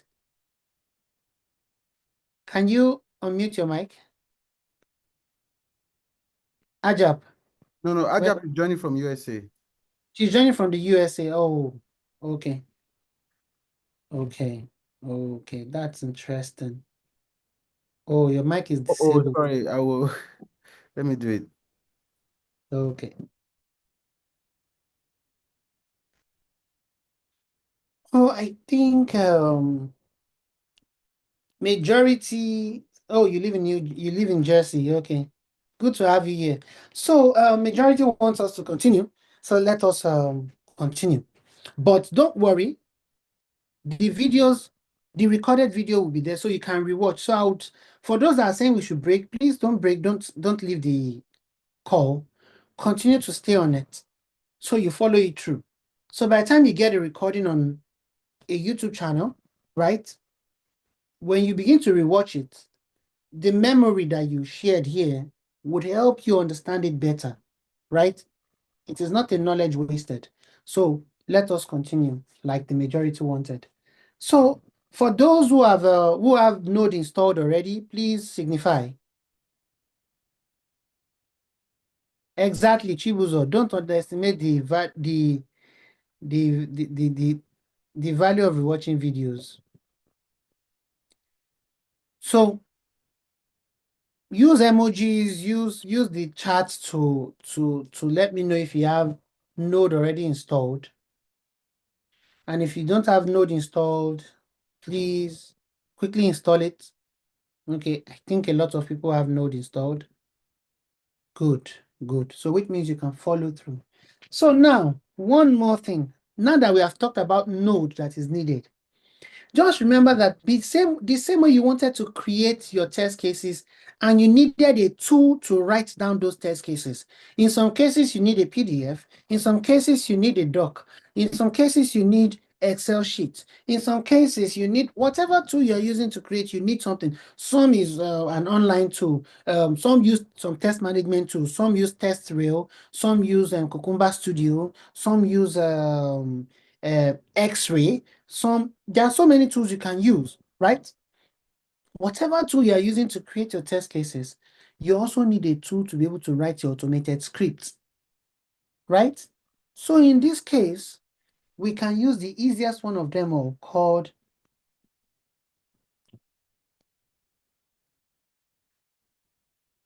Studio Code. If you do not have Visual Studio Code already, you can download it, right? And the installation is, please do not download the one from Microsoft. Once you see Visual Studio.Microsoft, this is for C#.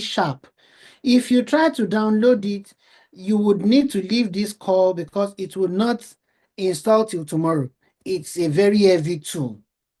It's a very heavy tool, especially if you're running a very slow internet. It will take forever for you to install. So don't install that. Install this lightweight, easy to use, code agnostic tool called Visual Studio Code. I think it was created in 2013 or 2011. I can't remember. The first time it was created, I think it was created in 2011 or 2013. I can't remember. So now, if you have Visual Studio Code already, please signify. If you don't have Visual Studio Code, let's give you 5 minutes to download it.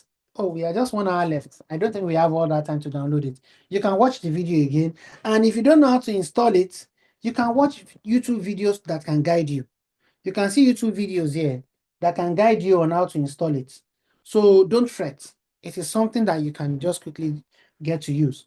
Now, I will launch my own Visual Studio and I will bring it into the class. So let me bring that here, right? So we have this Visual Studio code. My own Visual Studio is a bit different because I've made some customizations. So it won't look like yours. I'm using some Chrome extensions and all of that. I just like to play around with things. So to have a bit of fun while I'm working. So I did all of these things. So please, Chibuzo, don't start. It is not any levels. We are just trying to have fun with it. So that's how I have all of this done. So I am going to go ahead. Like I said, that we are going to start with something like Playwright. Cypress will be the last one. So the thing that we are going to do here is I won't take time to start explaining how I'm identifying the elements, but I will be explaining it. I have explained it to an extent, but for those that have attended my class before, they can attest to it that I explained it in details on how you can identify elements yourself, on what an nth child is, what an nth of type is, how you can express all of these things. I explained it in detail. I have a video on it on YouTube as well, which might not be so detailed, but my classes usually are very detailed like that. In fact, there was a particular cohort that we spent the entire day trying to understand identifying elements, and it actually was the better for us, right? Because that cohort, none of them have ever come to me and say that they are trying to identify an element, they couldn't identify it. You understand? So now let us move forward. So to use Visual Studio, so let us just create a folder and tutorial. Let me create a new folder here. Let me call it webinar seminars, right? So inside this, I'll create a folder and we want to do a demo with Playwright first, right? Let's use Playwright first. So I'm going to open this and there we have this. Now, I can open my terminal by coming here, clicking on terminal, and click new terminal. Or I can use the shortcut because it has written the shortcut in front of it here, if you see. So I can just press that shortcut on my own keyboard and I'll open my terminal, right? So now that I've opened the terminal, I need to install all the things necessary for me to be able to work with Playwright. Now, if you look at Playwright documentation, you will get a plethora of information on how to do it. But Playwright also created a very small and simple way to create all of these things by yourself. So you create a bespoke project that you can now begin to edit. Are you with me? You don't need to start writing everything from scratch. If you come to my class, let's say, okay, because I do have a training, I do old trainings and all that, I will tell you how to create things from scratch, yes. But because of time, we would use all these tools. Don't worry. We'll use the shortcuts for Playwright. We'll use the shortcuts for WebdriverIO. I have built a shortcut for Cypress as well, and we are going to use that. So we are not going to waste our time, right? We are not going to waste our time at all. So now, in order to create that of Playwright, all you just need to do is do an npm init. Init means that initialize, right? You want to do an initialization. Yes, Sarah, that is correct. You use an npm cypress install, but before you use an npm cypress install, you must have something called package.json. All of that, I explain why you need a package.json, what package.json helps you to do. You will get that, right? So Sarah, you are correct. Sarah, you are correct. You use Cypress install. But if you're using Cypress install, you are going to, it is a Dracula theme, yes. Shibuzo is a Dracula theme. So if you're using Cypress install, it means you are going to be installing it as a dependency, not a dev dependency. You will need to add a flag to it to use a dev dependency. So someone said I should zoom it. So I've zoomed it. Is it better? So if it's better, let me know. So I've not written anything yet. But I've written in it.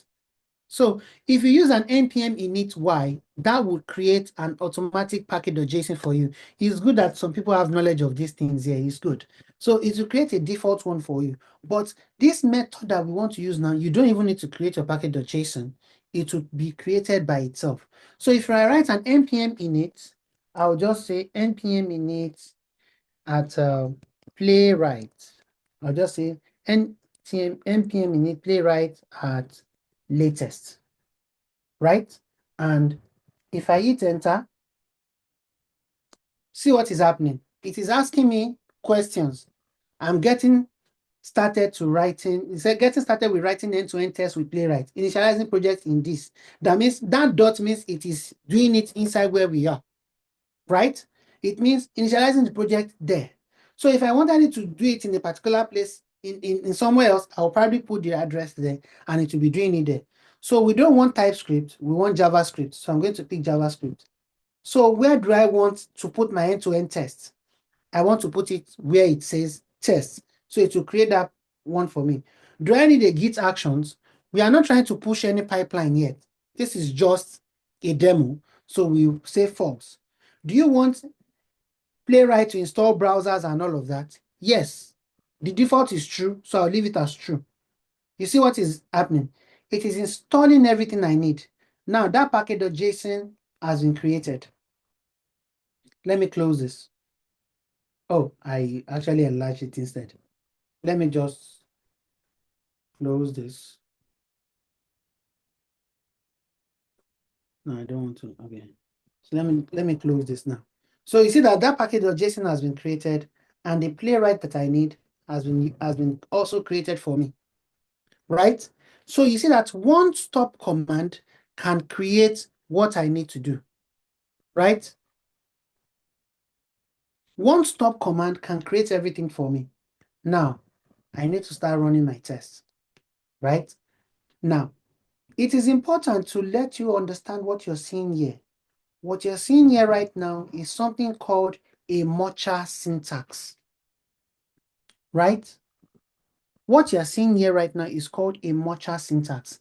Now, This is the question I usually ask people that say you have to go and learn JavaScript first before you learn Python, before you learn Playwright, before you learn before you learn WebdriverIO, before you learn Cypress, you should learn JavaScript first. So I asked them, what level of JavaScript do you need to learn to understand Mocha syntax? Because Mocha syntax is actually Mocha syntax and Jasmine are testing frameworks. Initially, they are aimed at unit tests for developers, but they have been extended to be able to run all these tests. So like I said, and they have so many things that want to do, that they can do. So here, we have two tests that has been created, right? We have a Playwright config file that has been created for us.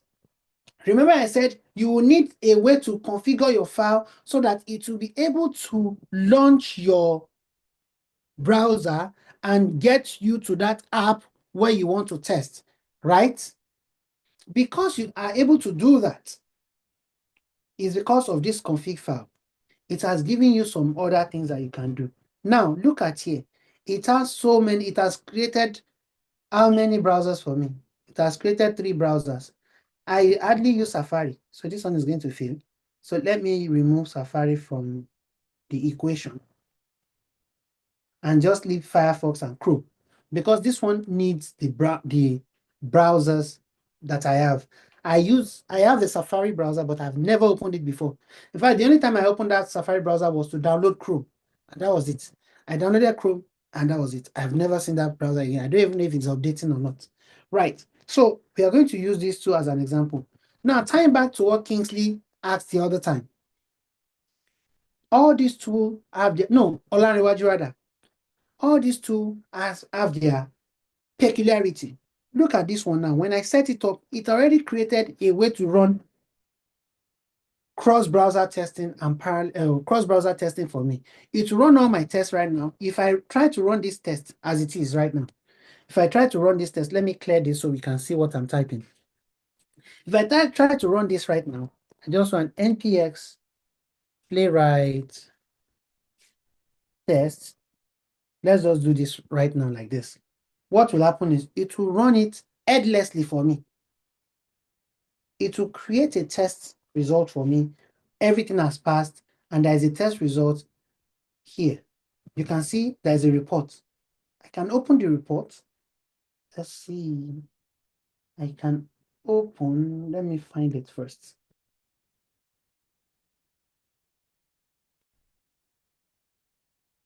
So I can open that report and see it has run the test in Chrome and in Firefox for me. So if you want cross-browser testing, even on your local, you can start using Playwright. If you want it in a different client or different thing entirely, is different. But remember that when I was creating this Playwright, it didn't give me the choice. It just automatically created those browsers for me by default, right? So you can note that as well as, okay, something that you might want to consider that, okay, do I want something that would even give me a choice to choose or something like that, you know? So it is something to look at. But now let us get to what we need it for. We can leave all of this that has been created, all these text examples and all of that, leave that and come here. We don't need all of this. We don't need those 2 tests to run. So we can do this. We can skip one of them. So let's look at what skip will do. Remember that 4 tests passed based on the test that we saw here. Based on what we saw here, based on what we saw here, it ran 4 tests. But now we have skipped one, haven't we? We skipped one, right?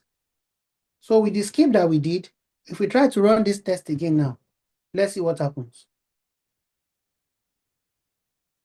It says 2 has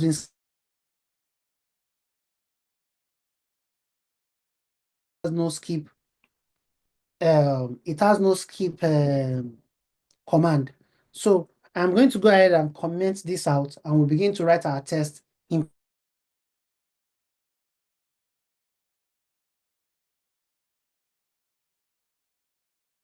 and trying to modify what we have there. We can easily just delete this. We can easily just delete this as well. We don't need it there. We can delete it instead of just keeping it. I'm only skipping it maybe when we need to use it for something else later. But if we don't need it for anything, we can delete it and we just have one, right? So far so good with the show of emoji. Does this make sense?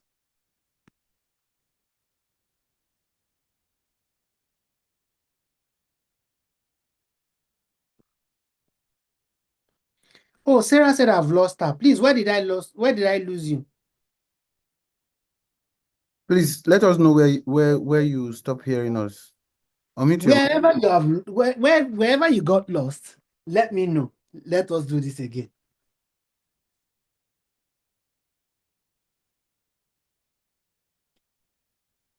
Sarah, please unmute yourself so let us have a dialogue.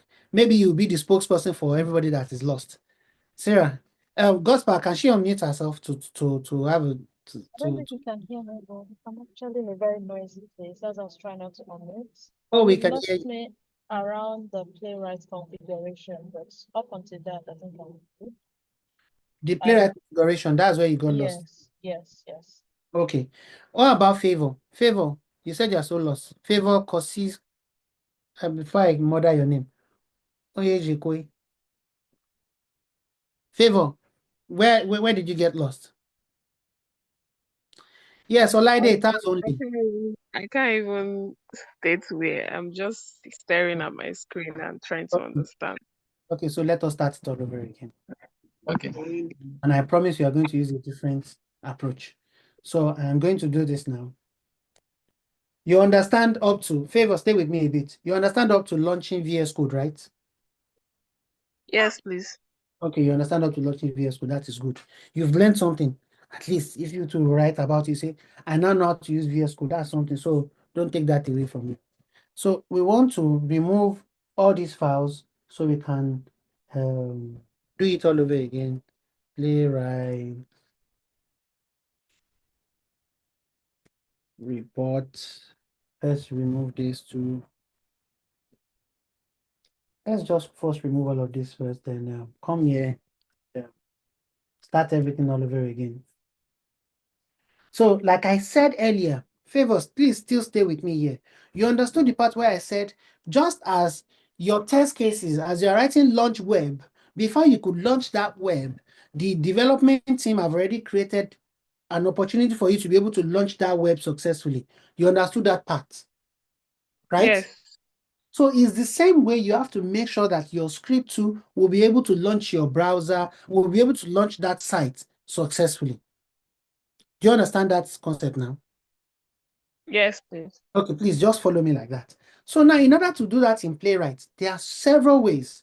You can first start, don't mind all these gurus that went into the comment section and they were writing package.json, npm in it. Don't let them oppress you. So you can either start from scratch, create your own package.json, and begin to install the stuff that you need. Or you could use the Playwright shortcut where you can do an npm init, Playwright at latest, right? Where you can do this.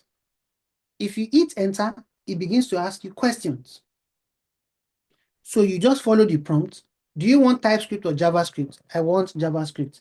What this is trying to help you do is it's helping you to set up a sample project that you can now modify and use on the fly. Do you understand this? Favor, please stay with me. Do you Yes, understand? please. Yes. So it is trying to help you just create a project on the fly. Sarah, are you with me as well? Yes, I'm here. Okay, good. So now, he said, where do I want to put the end-to-end test? If I say I want to put the end-to-end test in, let's call it global. Let's say global summit. This is where I want the end-to-end test to be. That's where it will put it, right? Or if I just want it to be in the default place, I can just leave it as test, right? Do you understand? But let us test it if it will work. So global summit. I didn't global summit. So let's say we put it this way. Now, do I want a GitHub Actions? What is GitHub Actions? These GitHub Actions are it is the tool that helps you to run your test in the pipeline. Especially when you're using GitHub. If you're using a GitHub pipeline, you will use GitHub Actions in the pipeline. So do you want one? For this demo purpose, we don't need one. Now, do you want to install Playwright browsers? Now, the peculiarity of Playwright is that it creates its own binary browsers. Unlike Cypress that just automatically detects the browsers on your system and pick their binaries. You understand? Unlike Selenium that would say that, okay, specify the type of browser that you want using the WebDriver manager. Playwright would install its own Playwright browsers first. Do you understand that now? Sarah, Favor, are Yeah. you with me? Yeah? Similarly, are you also with me? Yes, yes. Okay, it's making sense that way, Abby. So I will tell you to install it. If it is there already, it will. Now it has just picked up browsers and installed everything for me. Now look at what is created. It didn't create tests. It created global summit. Right? Now in this configuration, you would see everything about what has been created. The test directory where all our tests will be taken from is global summits that have specified. Do I want it to be a parallel test where everything will be running in parallel? It has automatically set it to true for me, right? Every other thing, if you can fail the build on the CI if you accidentally left test only in the source code. Do you want to do that? You can change all this configuration as you want. Do you want it to retry if it fails? You can put that there. How many workers do you want to be launched each time for the parallel test? You can specify that. Then the type of reporter that will be created, is it an HTML type or a JSON or an XML type? You can specify it, right? So all this configuration is not something we need to worry about in this demonstration. I now said that it automatically created the browsers that it would use, right? How did it know? It created binaries based on the browsers it could find in my system. He said desktop Safari because he could find Safari as well. He created it. But I don't want to use Safari, so I can delete it. So far, so good. Do you understand? Now I see Sarah gets it now. Yes. Oh, Yes, Alpha, yes, I are get you it there now. yet? Favor, are you there yet? Similarly, Yes. Similarly. Yeah, yes, sir. Okay. Ose just shouting, Omo, Omo. Ose, what's the problem? Jose, what's the problem? Which part is it that you don't understand? No problem, actually. Okay. Okay. Good to know. So now, in this configuration, you can add more config. And every one of those node base, even in Cypress, even in Selenium, even in all these node based ones, you have a way of of creating a config file where you make all these changes.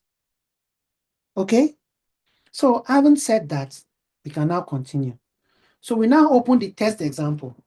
From here, I explained that I talked about the syntax that is a Mocha syntax. You see, Mocha is a framework, same as Jasmine. They look the same. If you see a Jasmine and a Mocha, you would not be able to tell the difference.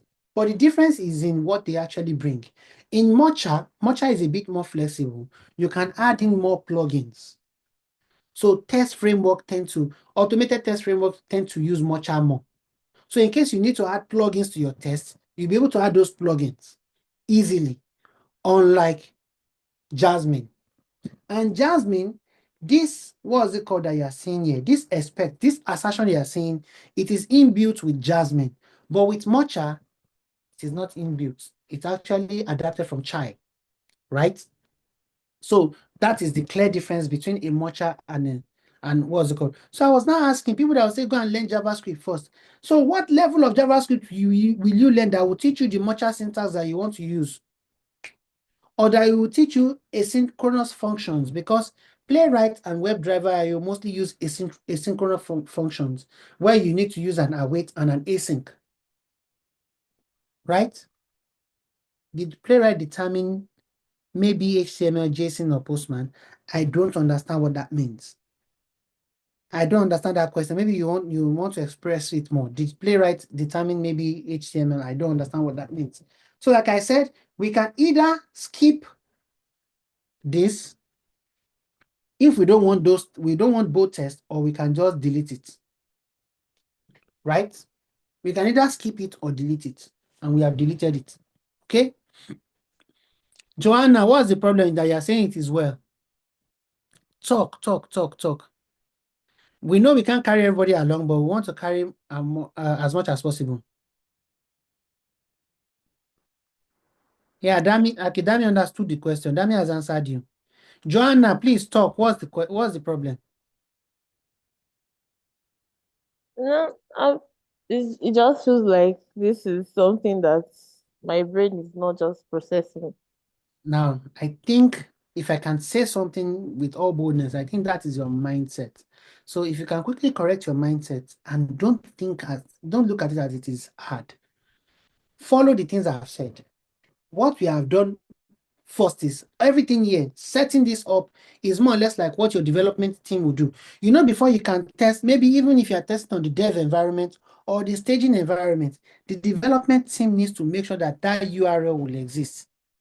Right? Joanna, you agree with me? Yeah. So that is the same thing we've just done now. We want to make sure that our project can actually launch the site for us. Okay? Yeah. Does that make sense? Yeah. So it is not, so that's all we've done so far. So now the next thing that we'll now do is this. We'll now go to demo QA. We'll pick this because we want it to visit it, right? We want it to visit it. So let's go here. So we'll now change this URL here to demo QA. But so far so good. The test that we ran the other time, we don't know if it worked or not because it ran headlessly. So if you want to run it in a form where you see it, this is what we should do. If we want to see it, this is what we should do. We should just say npx playwright test UI. So to run this in the UI. And remember what I said in the slide, start small. Remember what I said in the UI, I said start small, test first, then automate. And while you're automating, also start small and test first. So let us run this now. As you can see, it has launched the page for us. So we see that what we have done so far is working, isn't it? Who does not understand that? Because all we just did right now is step 1 in our test. And the step 1 in our test is basically this. Let me launch that again. Launch the web app. This is it. User launches the web application. So we have launched it. So this means that we have achieved step 1. We have achieved step 1 like this. We have launched the web page, right? Now, if we are following this step, let us follow it. Let's draw. The next thing is this. I don't know who wrote this here. This green thing on the page. But if you are following, let's dry run this. What will be our next step? User clicks on bookstore application, right? Becky, you have a question. Yes, go ahead. Sorry, I don't know whether this will make sense, but I think as a beginner, I know there are so many gurus here, so I'm not at that level. I'm trying to process where the test cases are transferred into the Visual Studio, where you run the tests. That's where I'm a little bit lost there. So I do understand that you run the test and the user has launched the web page. Okay. But how you got the test cases to go into the Visual Studio, that's where I'm a little bit lost. Okay. Thank you. So this is it. Let us write all the tests here. I think that will make more sense, right? So we have launched this web app. Becky, stay with me, please. Yep. Launch the web app, and you can agree that this is basically that step. User launches the web application. That's the step, right? Mm-hmm. Any web app, which we have also translated into this, right? So we have launched that demo QA web app. See, have you seen the relation now? Okay. Okay, so let's do that again. User launches the web application. Uh-huh. So you copy that. Yes. No, we Okay. didn't copy it. That is Okay. that's what we need to do. Yeah. Mm-hmm. This is what we need to do. And this is the translation of that in our script. When you're using Playwright to launch a web app, you use this await page.goto. Okay. So this will launch any web app for you. Do you have any web page that you want to launch again? Let's test it. Let's say we want to launch Google now. Let's say it is Google, right? Should we launch Google here and see? Mm-hmm. So we can say google.com, right? Mm-hmm. If we run this test now, here, if we run this right now and see that it launches Google for us. Okay. So what that means is that anytime, let's say once you're using Playwright, anytime you want to launch a web app, you know that the command to use is what? Page.go to the particular site. So you see how we are translating our test case into the what's it called? But let us now use the test case for this particular class. We have launched the site. The next thing we need to do is click on bookstore application. So we are going to go into the document now and say user clicks on bookstore application tile, right? That is the next step for us, right? Mm-hmm. So the next step after that is user clicks on login button. But you know that there's always a cause and effect. It is okay for us to say that, okay, in order for us to know that we have gotten to the right place, it is okay for us in our test cases to say, okay, you know what? After clicking on the bookstore application, user should be able to see the login button. Correct? It's possible, right? We can do that. Becky, right? Yes. Exactly. But we are, because of time and all of that, we are not going to be that detailed. But it is still a detail that is not harmful for us to understand, right? So we could say user clicks on the login button. These are the basic steps that we are going to follow. So I'm going to say user clicks on the login button.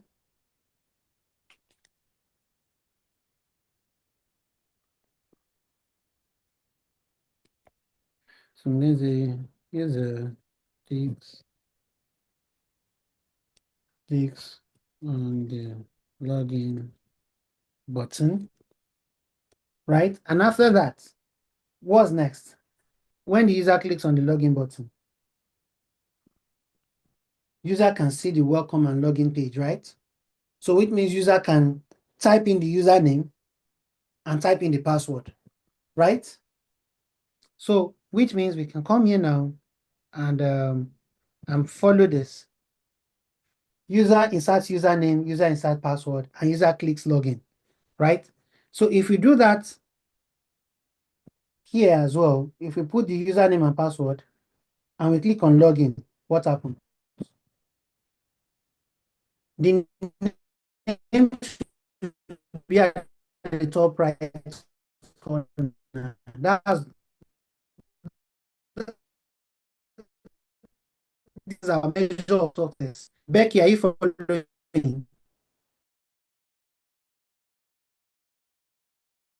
It's the top left side. That's what we're saying. I think on our own test, it's not top left side, it's top right side, right? And our actual results, because we have tested it without automation, it was actually displayed that way. Does that make Yes. sense now? So now to make further sense for you, let us now do the next step. User clicks on bookstore application tab, which means in order for a user to click on it, remember what I said. Automation would only work if the user can interact with the web elements, right? So which means we need to do what? We need to be able to interact with that web element. So we are going to log out and go back to Tools QA. So in order to click this bookstore application, what do we need to do? We inspect it. This was where I was now talking about the father and mother relationship. Parent and child relationship I was talking about the other time, right? Because if I come to this title alone like this, it has similarities with 5 other tiles, right? So it is difficult for me to identify it uniquely. And my goal, in order to be able to interact with this particular one, is to be able to identify it uniquely. Does that make sense? Yeah. So in order to do that, how do I do it? So I go back to its parent. I check if its parent can be unique. So how do I do that? I can copy this and do a control find, right? And look for it. And what do I find? I can see that I find one match. But look at this one match. There is nothing happening on my screen, right? It can tell me there is a one match, but nothing is happening on my screen. Why? Because this right now is not represented in CSS, a language that the web understands. When I put a dot, it highlighted it and it says one. So which one of one is that the parent is unique. So which means I can get into the body and start looking for something. And remember that I also explained that there is a difference between an angled bracket or a space. A space, now if I do an angled bracket, because look at the children are all divs. So if I do an angled bracket, I'm saying directly look at the children.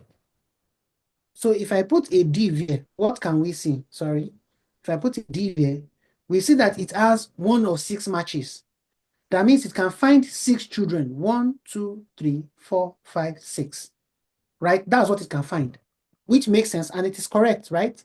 But if I don't put an angle bracket, if I put a space and I put div, it can find 30. That means not only the children, the great-grandchildren that are divs, the great-great-grandchildren that are divs are also considered in that result. So all of them makes up 30.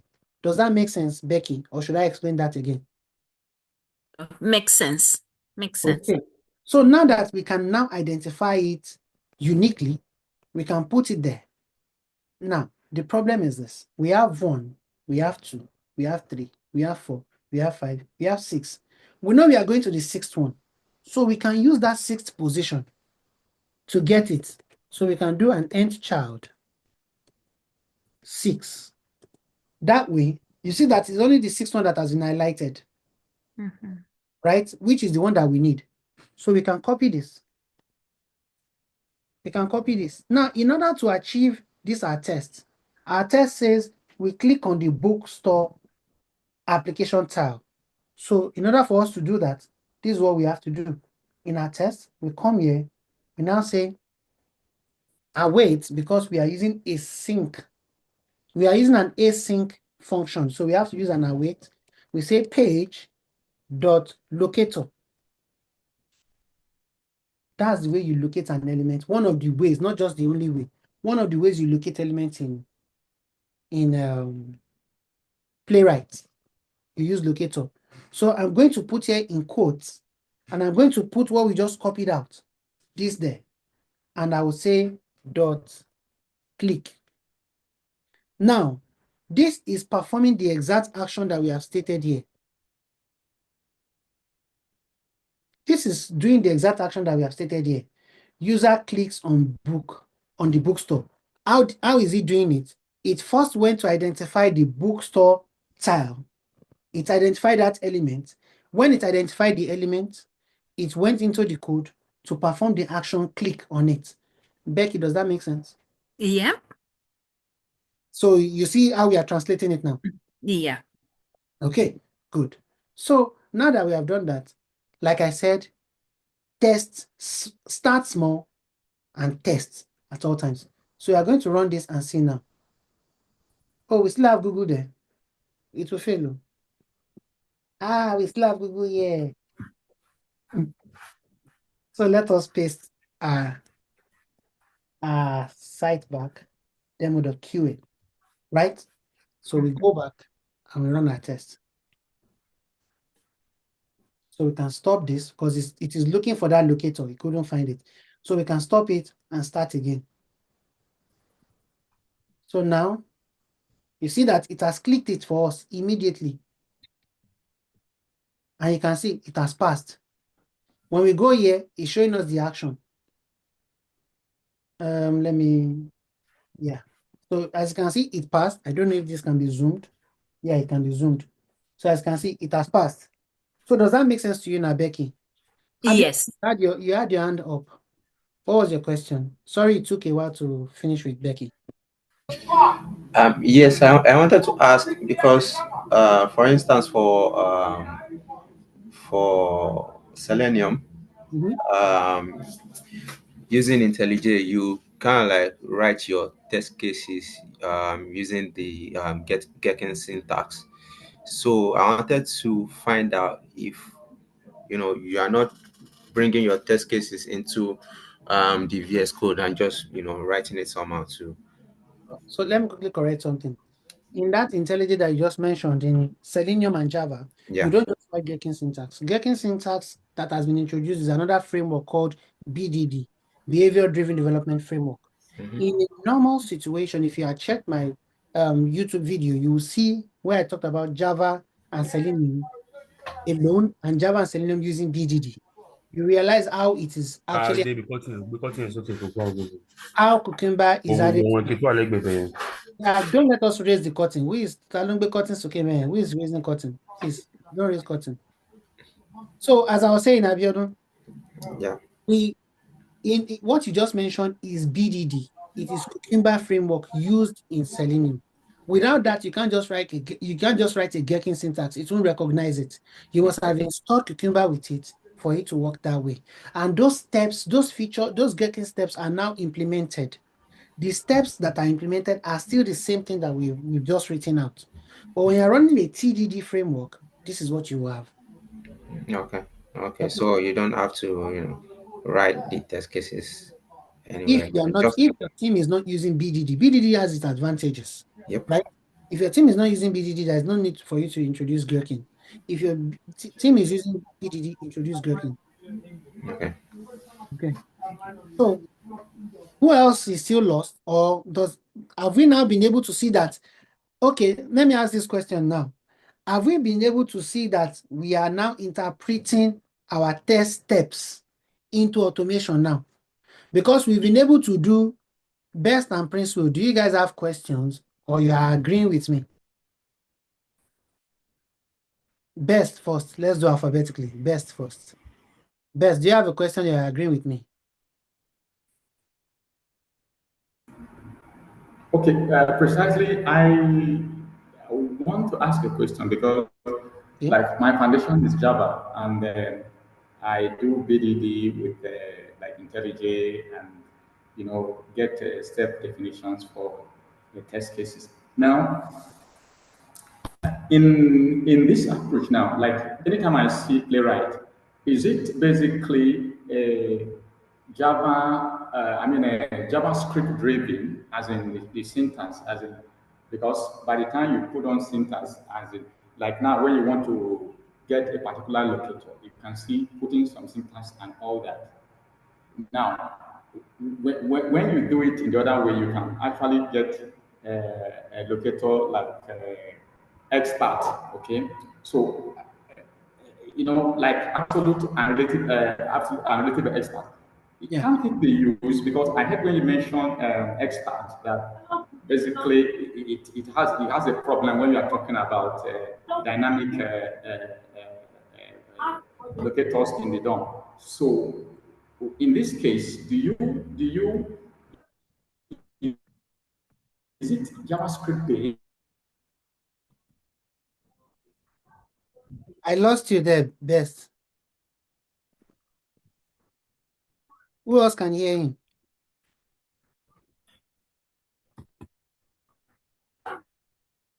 Yeah, Ola, that's encouraging. It's not as hard as you think.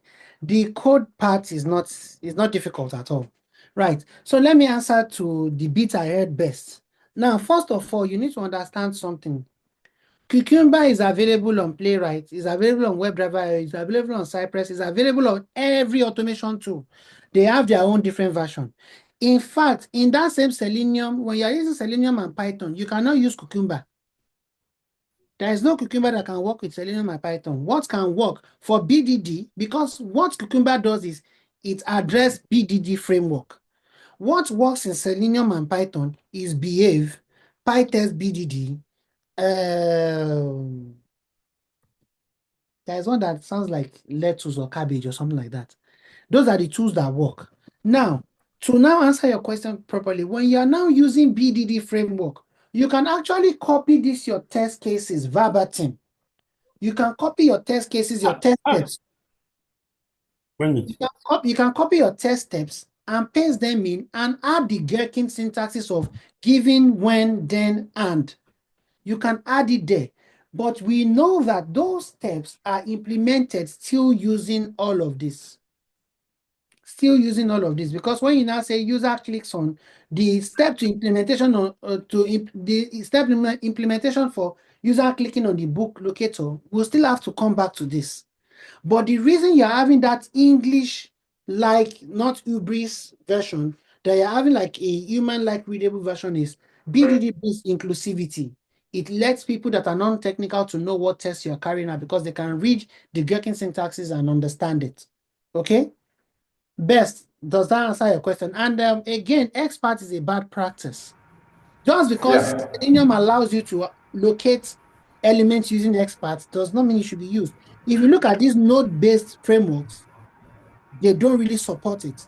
You would, particularly Cypress, to use experts in Cypress, you need to download a plugin. And guess what? That plugin is no longer supported. It has been deprecated. Nobody uses it anymore. So it is better to use CSS because those ones are more reliable.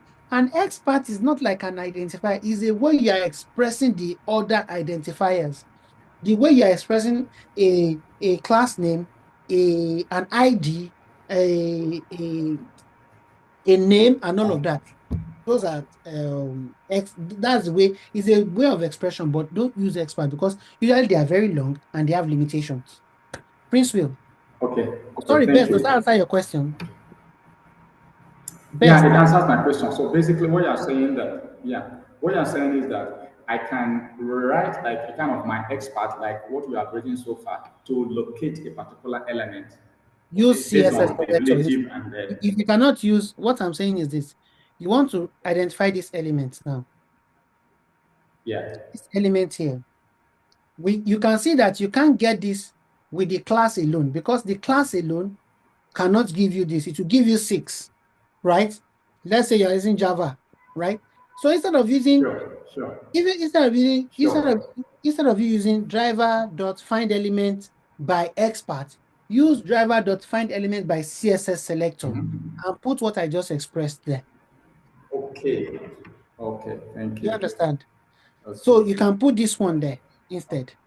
Driver.findElement by CSS selector and put this there because all node-based applications by default uses CSS selector. If you want to express experts into them, you can express experts. So does that answer your question now? Yeah, Best. correct. Thank So you. Prince Will, go ahead. All right, thank you, Badmus. I want to sincerely appreciate you for what you are doing. Okay, so my first question is, are you saying it's not necessary for us to know how to use JavaScript before we can automate with Playwright? Yes, but if you know how to use JavaScript, is an advantage. All right, thank you. Not the showstopper. Then is there no way we can, like those test steps in the test cases, is there no way we can put them as part of this script in Playwright? Maybe by using comment or some other way, just for Well, clarity. you see, the thing is this: there's something that I call overcooking. If you start putting comments and all of that, it's an overkill. First of all, you need to understand the purpose of your automation. If you understand what you're writing, you don't need to start putting comments for everything. If you need inclusivity, use BDD. BDD is for that purpose. You can put in your test cases so everybody knows that these are the things that you're testing. Rather than you now coming to your code and be putting comments everywhere. I launched the page, I'm clicking on this, I'm doing that. That doesn't help anybody. The aim, your goal is to be able to create a test that can actually run fast and reduce your time. You understand? So you'll be able to, if anything fails, you will see where it has failed. Remember when I still had Google here, when I still had Google displayed here, right? The locator part failed. So you know that, okay, this is the step that failed. You can easily go back and go and check, right? Yeah. You can do that, okay? So you can easily go back and check. So debugging is not it would not be an issue for you. So you don't need to start adding a lot of comments into your thing and the thing looks like, yeah, it was called. For us not to slow down time because people are just having questions and sort of impacting lecture time. Can you have those questions in the comments? So once I have a bit of time, I can look at them and answer them rather than wait and be answering everybody. So we can move because we've not even touched WebDriver and Cypress yet. All right, Okay. thank you. Yeah. So Abidemi, to answer your question, which is easier to use for automation, Selenium or Playwright? I would say both. It depends on your level of understanding because Selenium has a learning curve to it. Okay, well, to be actually honest, maybe Playwright. Because Selenium has a learning curve to it. Before you can use Selenium, you need to understand a programming language up to object-oriented programming because you need to do some concepts when you are trying to do design patterns. Now, what do I mean by design patterns? There's a design pattern going on here. The design pattern going on here is allowing me to write less and do more and easily maintain what I've done. Rather than me typing failed or pass or anything, what have I done here? I've sort of automated it. So I have an option to move between pass, failed, blocked. You understand? I'm creating a pattern to how I'm designing it, right? I have a priority option here too that can make me move from 1, 2, 3 to 4. I have a way to automatically count the number of tests I am doing, right? These are design patterns that I'm creating. Prince Will, do you still have a question? Your hand is still raised, right? So page object is actually a good design pattern, but at some point when you begin to have large test cases, it becomes a problem because it means for every page you are creating page objects. It means when you start having 200 pages to test, you have 200 page object files that you've created. While in all those page object files, you have similar actions being done, which is clicking, typing, waiting for page to load. So if you're using page objects, you need to be careful at some point, but that's a separate conversation, right? So when you need to do all this design pattern for Selenium, you need to learn a language up onto object-oriented programming where you can write class files, right? But with Playwright, with WebdriverIO, with Playwright, you might need to learn the class concept. Maybe you will need to learn JavaScript, but it is not a showstopper because if you're still keeping your tests within these test blocks, you'll be fine, right? And it is easier to just see a sample class that has been written somewhere. You can copy the model and follow it without you learning everything first. Unlike Selenium, you will struggle if you don't understand the concept yourself, right? So that being said, let us continue. So we now understand up to clicking the login button. Now that we are beginning to drop because I think people can't understand it that much. But I hope that's not the reason. I hope maybe they have something else to do. That's why they're leaving.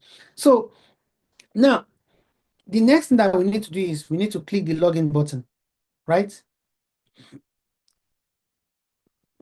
So let us now click the login button. But we need to have gotten there here. So it means without using a tool, we have clicked here. Now we want to get that login button. We can identify the login button now.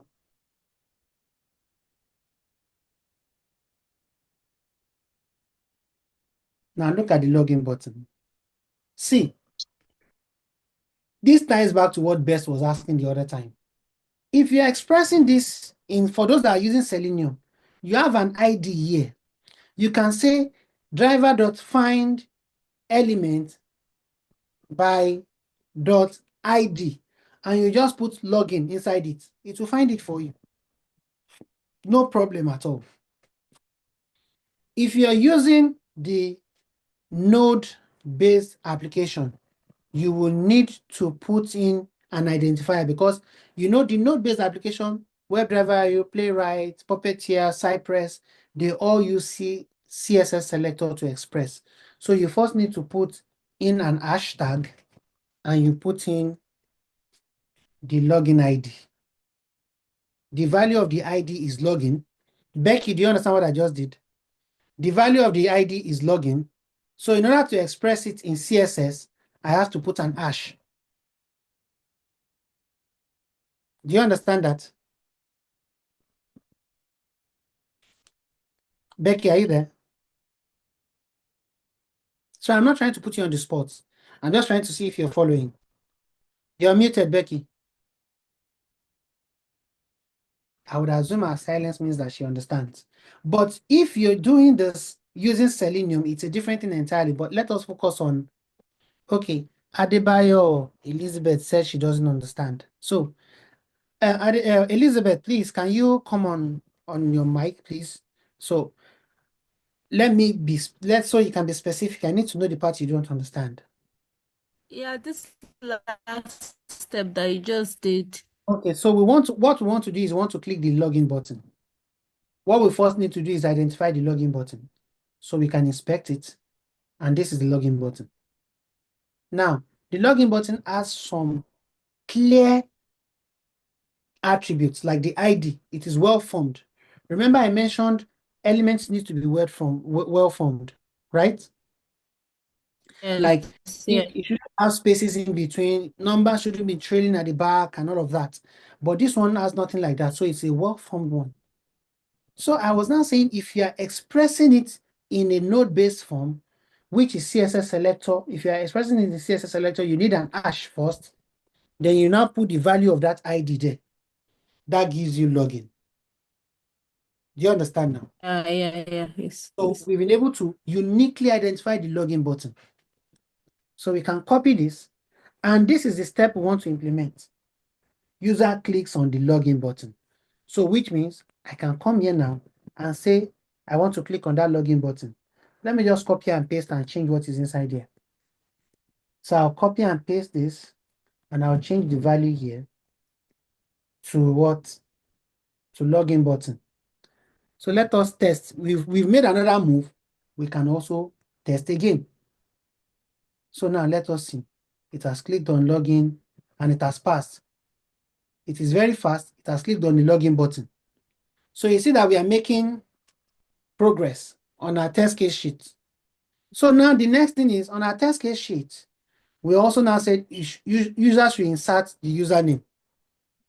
So in order to insert the username, we have to click login and identify the username field.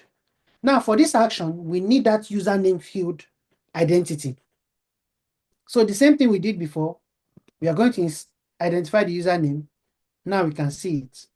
This one too has a well-formed ID. And when we check that ID here, let us check that ID here. Let me copy it. Let's check that ID. Right? An ID will start with an hash. You can see that it is unique. So which means we can copy this. Elizabeth, does that make sense? Yes, it That's does. good. So now that we can copy that, we can emulate it. So what do? We just go into our script and do the same thing again. Now this time is going to be a bit different.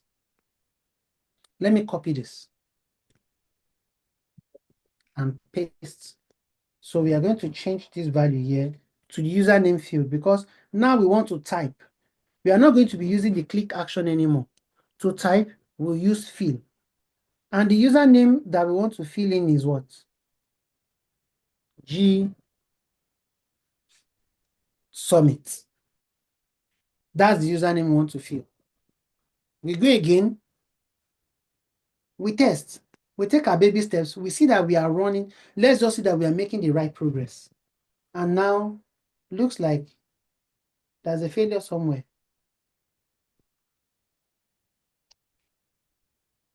Oh no, there's no failure. Everything worked well. You see, we got here, everything passed. So which means we are making progress, right? Now, the next step in our test case is what? User inserts password. So we go ahead and do the same thing for password. We inspect element and find password. ID password is there. So this one too is well formed. Let us check if you can get it. An ID is represented by an hash. A class name is represented by a dot. Let's not forget that. So we do this, and what do we get? We got 1 of 1, which is unique. So we can pick in the password as well and go ahead and do this. So which means we can come here now and say, wait, we don't even need to start writing things anymore. We've copied some things that we can reuse. So we can put in the password here and we'll fill in the password part. And the password that we used was test 1, 2, 3, 4 at, right? This is what we used. Again, we test what we have done so far. Let's see if it is working. There is no harm in just moving slowly like that. It has passed. This is all we need to know. Once we see passed here, we are doing just fine, right? Now, this warning here is just telling us that maybe it's taking, that one took it took quite a while to perform that action. It expects it to perform at a particular millisecond time. So if it is long, it's just showing us a warning that maybe it's an information for the team to work on that. Okay, yes, maybe we need to try to improve our application so that those particular elements respond faster, right? So far so good. If you are lost, please signify. I think we are doing a pretty good job. People are following. This is good. This is good. So now we want to do the penultimate part of it, which is this. User clicks the login button. That one we don't need to identify again, and I will tell you why. Well, let's just identify to be sure. Let's identify. So I'm going to put in the username and the password here, and I'm going to identify the login button. So I'm going to do this. And what can you see? This looks familiar. We've identified something like this before. ID login button, right? Please signify if it is the same. If it's the same, please signify. Yes. Someone is following. Esther is following. It's the same. So we can just easily copy this and bring it back. Right? Now, we test again.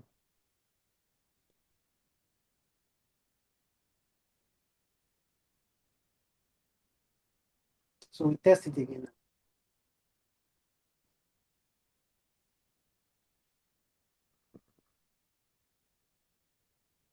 So you see that it passed.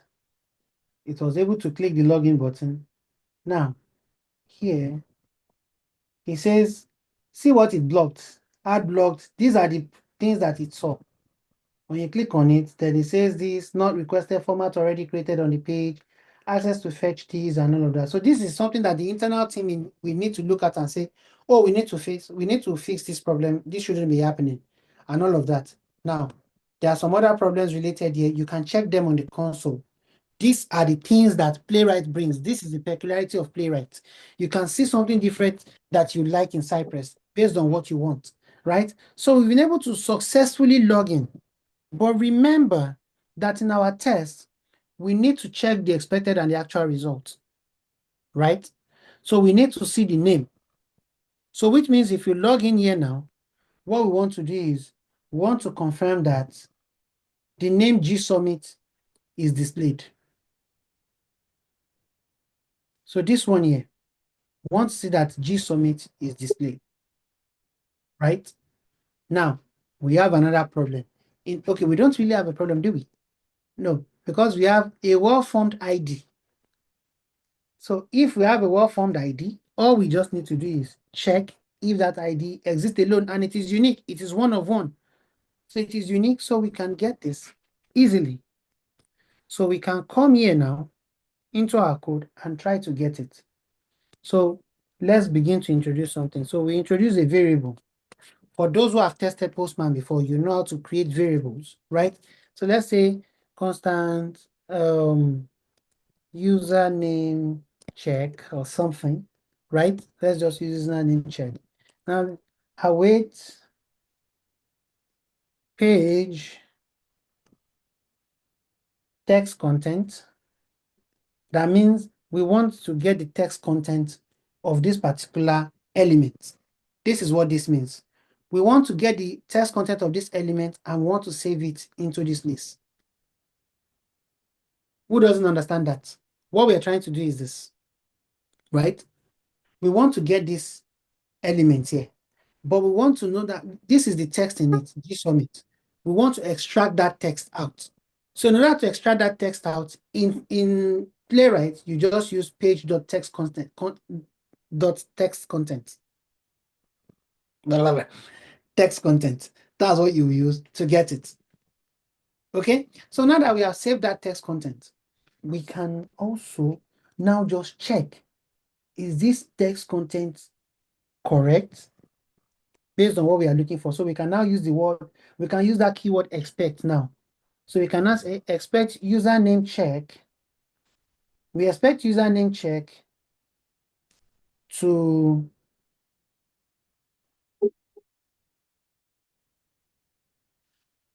not to be, I don't want to use to be, to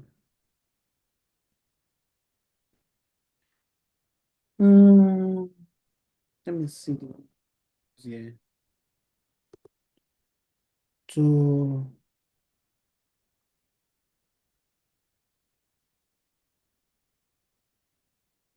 equal, yeah. So let's use to equal. What's the name that is on it? What's the name that is there? We want it to equal G summit. So this is our expected result. This is checking that our expected result should match. If it passes, that means the actual result matches the expectation, right? So we now to say we want it to equal G summit. So we go now to test it for the final time and see. Fingers crossed. And everything has passed. So which means it's actually got the text content and the expectation is the same. It actually got the text content and it is the same. So that way, what have we done? We have been able to successfully tell us that all our automation is about our test cases, however detailed we put it. So it is in the details. So because our test case was detailed enough, we're able to follow it to the latter to achieve our aim, right? That's what we're able to do. Does this make sense?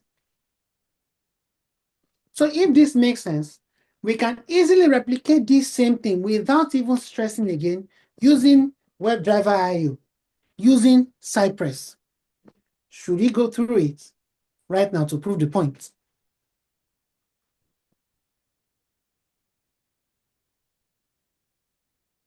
Okay, we can go through it. Let me quickly go through the question that is here.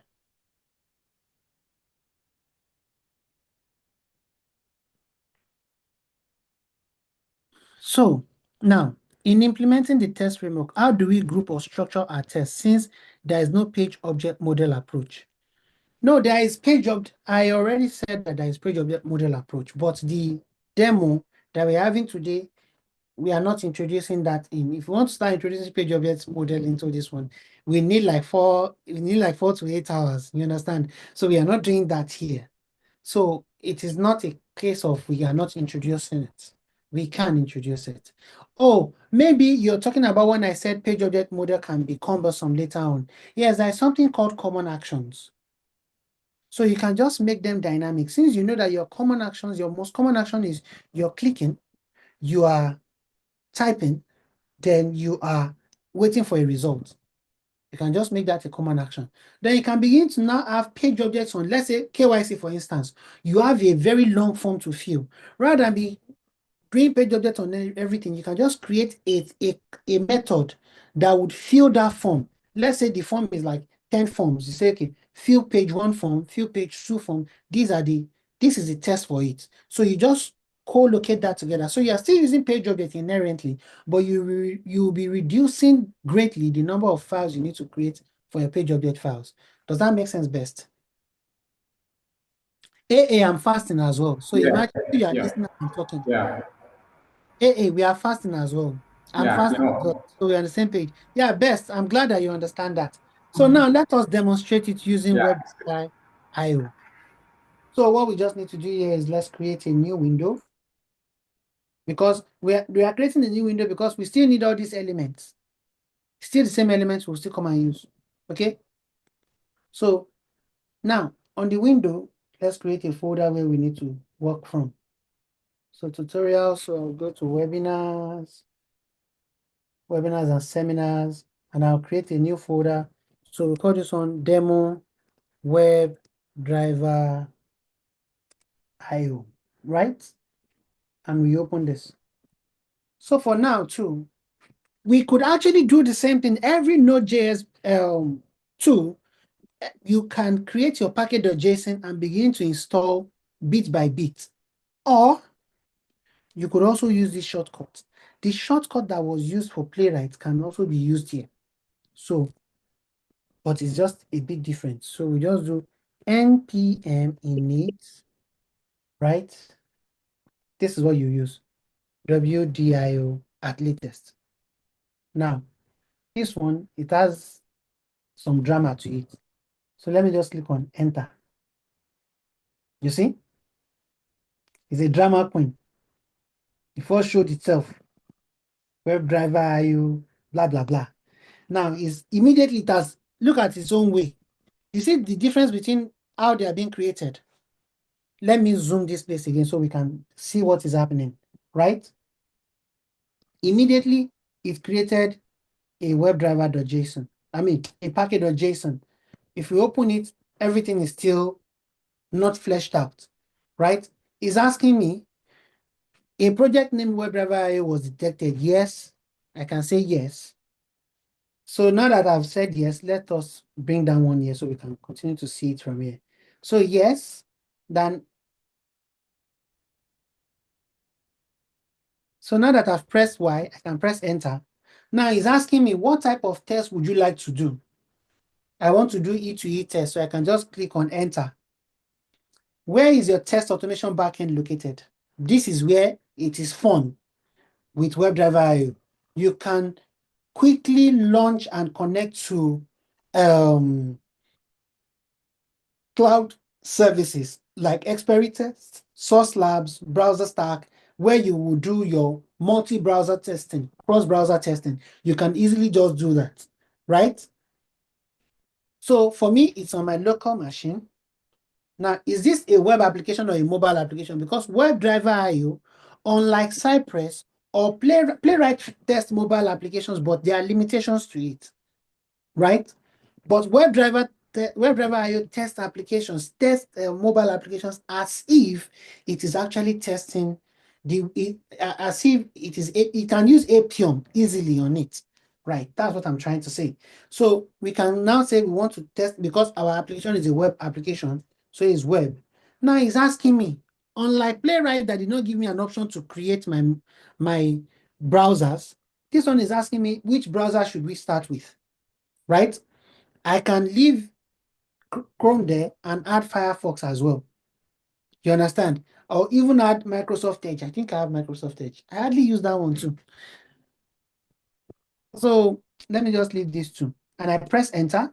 Now, this one is talking about the syntax I explained the other time. Do you want to use Mocha syntax? Do you want to use Jasmine? Or you want to use Cucumber? Best. This ties back to what we talked about earlier. That Cucumber is a framework that you need to add to run BDD. So it's not as if by default you just start writing Gherkin syntaxes. Yeah, Abiodun, does this make sense to you now? You also asked question Yes, regarding, yes, it does. yeah. So Sure. now just for this demo of the class, we use Mocha. So now, do I want TypeScript? No, we don't want TypeScript. So we want JavaScript. So I'm going to say no. Do you want WebdriverIO to auto-generate some files? Yes. So we can just modify those files. What should the location of the file be? We've already expressed that you can change the location, right? So we don't need to change location this time around. We just leave this. Now, do you want page objects? This is where design pattern comes in. If you want page object, you can just put in yes, right? Now, where should it be located? It should be located in the default page you want to put it. Now, do you want a reporter? We can now pick a type of reporter here. Remember that Playwright has its own default reporter that just gives to you a fee. If you want another type of reporter, not that you cannot use it. You can use it. You can install it on Playwright if you want it. Like Allo. Allo works with almost all Node.js to non-Node.js to it works with all Selenium tools as well. So if you want to use Allo, you can put it there. If you want to use anything, you can put it there. But we are not reporting anything yet. So it doesn't matter what we put there. So we just leave this, right? Now, do we want any additional plugins? If we don't want, we can leave it. If we want, you can add it. But for demo's sake, I don't see any reason for it. So do we want visual testing? The answer is no. We don't want visual testing. So these are the perks that you can get. So you see that you have not even written anything yet, and you are customizing a project for yourself, which is pretty cool if you ask me. So what do you want to do? If you want anything else, maybe you want it to do a Gmail service, you want it to do a Firefox profile or something like that, you can put it there if you want it. But we don't want anything like that. We just want to do this. And finally, it's asking, do you want to run npm install? Of course, because by now, why is it asking me to run npm install? Because once I click on yes here, everything that is required for me to run this test will now be installed.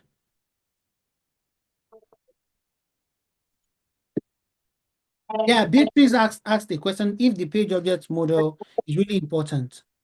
Yeah. Now, Dami, that's one way to look at it.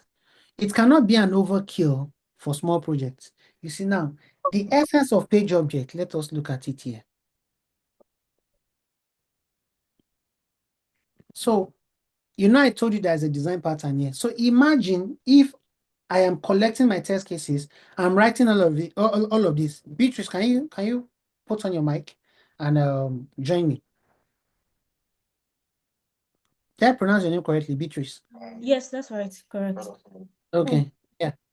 So now imagine if after writing all my tests, let's say I have over 2,000 tests, I have to count them one after the other so that I can put in the information of the total number of tests. Would that be easier? Won't I run into error? Definitely, yes. I might miscount, right? Yes. But I've sort of created a pattern for me to easily maintain the number of cases I'm creating. That is inherently what design pattern is creating. An easy way for you to maintain your scripts. Now, let us now bring it into an expression here. Look at this place now. Let us quickly go back to the Playwright project. Let's go back to the Playwright project one bit. See, we have used login button here. We used login button here. We have used it 2 times. Let's say we've done, and we have like 6,000 tests for login alone. Eh? Let us change this one. User can log in successfully. User can log in successfully, right? Let's say we've used it because we had like 600 cases, test cases for login alone. We've used it 1,200 times. So it means that if this element changes, I'm just giving an example of the benefit of page object. If this element changes, right? If this one changes now, it means we have to go into our code and change it 1,200 times, right? Yeah. Yes, that's right. But if you have already saved this element into a folder and give it a name, and we only reference that, the name that we gave it a key, and we only reference the key here, and we only called the key. So which means every time we call the key, we are clicking on the login button. If they change the element, all we just need to do is go into that folder where we kept it, change that value, and everything continues to run rather than be changing 1,200 times. Which one is easy? The second option. That is the concept of page objects. Oh, Make okay. it for you to maintain, make you have a clear point of entry and exit. Does that make sense now? Yes, it does. Thank you so much. Thank you so much. So, as it is, we have been able to do this here now, so we are not doing this in WebdriverIO. So now we have been able to install everything. Now, just like Playwright, someone should know himself. So just like Playwright, we have a config file. And look at the config file is telling us where our test files will be taken from. Right?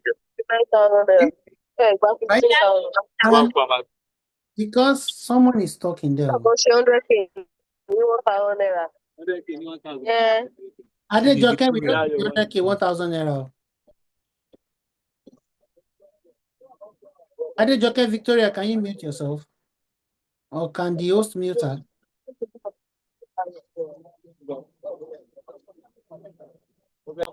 So, as I was saying, so inside this config file now, you can see that we can change all our configuration based on what we specify while we're setting up. It has given us 2 browsers, right? It has given us so many information here that we can begin to change. Now, there's one thing I want us to also see. The framework is using is Mocha, and the reporter is going to be this.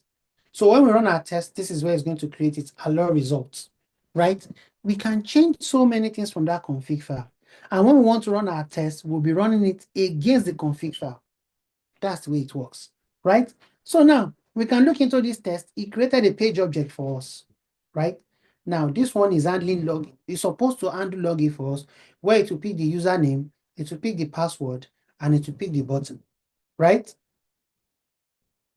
Can use our own there if we want. We can use our own button there. Is login, right? It can do that for us. Our own username looks like this, right? If we want to use this, I'll use this and I'll set it. Okay. We will do something here. Good. So when we get to that login page, we should do this. This is button.submit. So I'll put button.submit ahead again. Right? So we will be using this place later. But for now, let's just go to the test page itself, where the test is, and let us import something by ourselves. Let's just import this and import browser, right? Let's import these 2 things. So right now, we can also do an eat skip. We'll come and use this one later. We'll create our own eat block. So we'll just create a new eat block and say user should be able to log in successfully, right? Now, and this one is an async function, so we have to put an async first. Then we'll create our callback regular arrow function. Now, we can use this. So for this now, the first thing I would just say is await browser.url.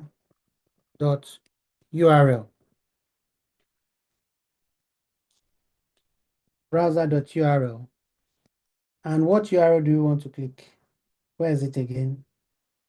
Demo QA. Let's move this above.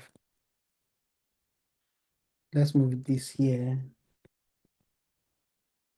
So await.this. As usual, what we have done here is this. This await.browser, right now we are not trying to use the page object. So follow that. This browser.url here is interpreting our first step. User launches the web application. And like we always do, we start small and we test. So if we want to test this now, we can do a WDIO. No, let me use the NPX. NPX WDIO run. So, which means I am running against this config file. It is what is inside this config file that my test would obey. Let me first clear so we can see it for people who have some things there. So I can say npx wdio run against this config file wdio. That's what we named our config file. So that's what I'm running it against. And if I hit enter, what happens?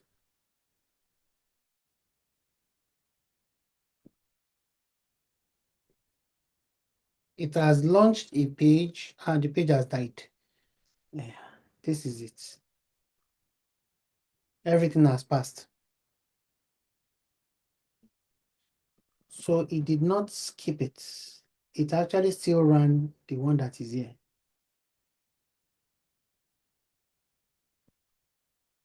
What happened?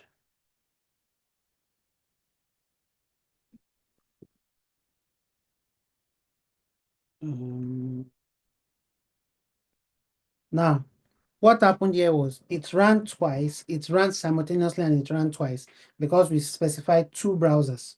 So that's what made it two. So I'm going to come back here just to be sure that two tests are not running. Let me remove from the capability side, let me remove one browser.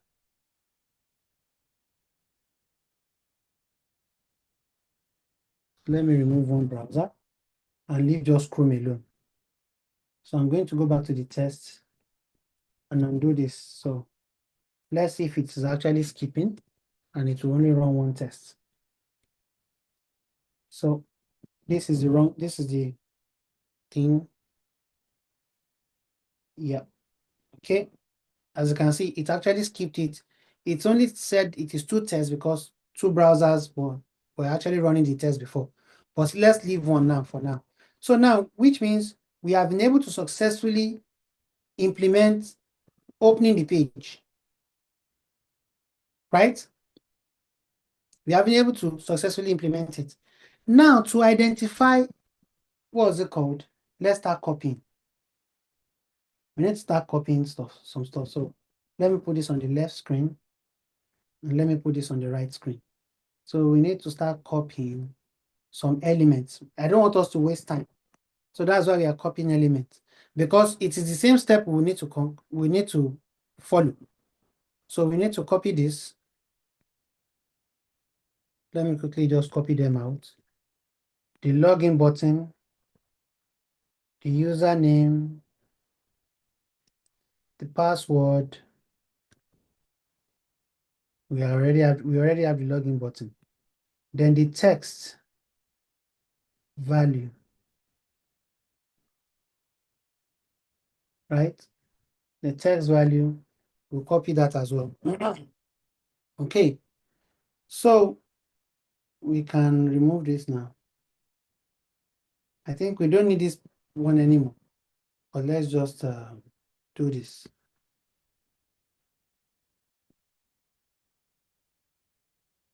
Let's just still leave it open. So now, the next step we want to implement is this. User clicks on the bookstore application. So we already showed, okay, let's just demonstrate it again one more time, but the rest I won't demonstrate. So let us go back to this. So to identify the bookstore application, we just come here. We either right click on it, right click and inspect, or we use the Control Shift I or Command Shift I, Command Option I rather. And once we've opened this place, we can click on this tool tip here to help you select it. Then we can come here and select. So we selected it, right? And we can see that the child is the same. So we go to the parent. Is the parent unique? Oh, yes. The parent is unique. We can, oh, sorry, I picked the wrong place. The parent is unique. Oh, yes, the parent is unique. So we can represent the parent as a class. Now, if we go directly down the children, we can find that, yes, we can find the 6 children that are there, which is good for us. So we can look for the sixth child, because that's one we need. And there we have it. So we've been able to do that. So we've just identified it just for identification's sake. We don't need it. We've already copied it. So we can now go into our code. So in order to identify it in our code now, how do you identify it? This is it.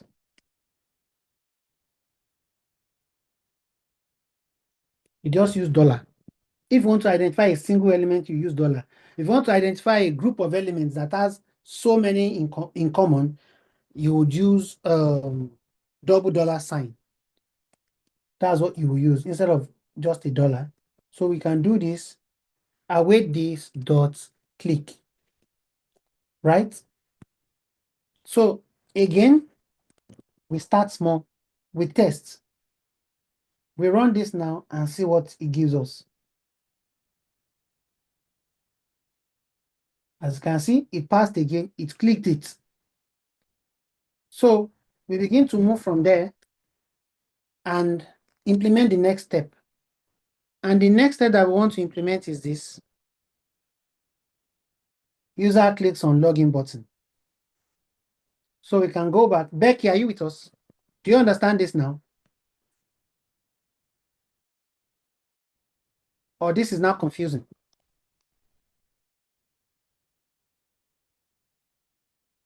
So we can now click on login. Becky, do you understand it or is confusing?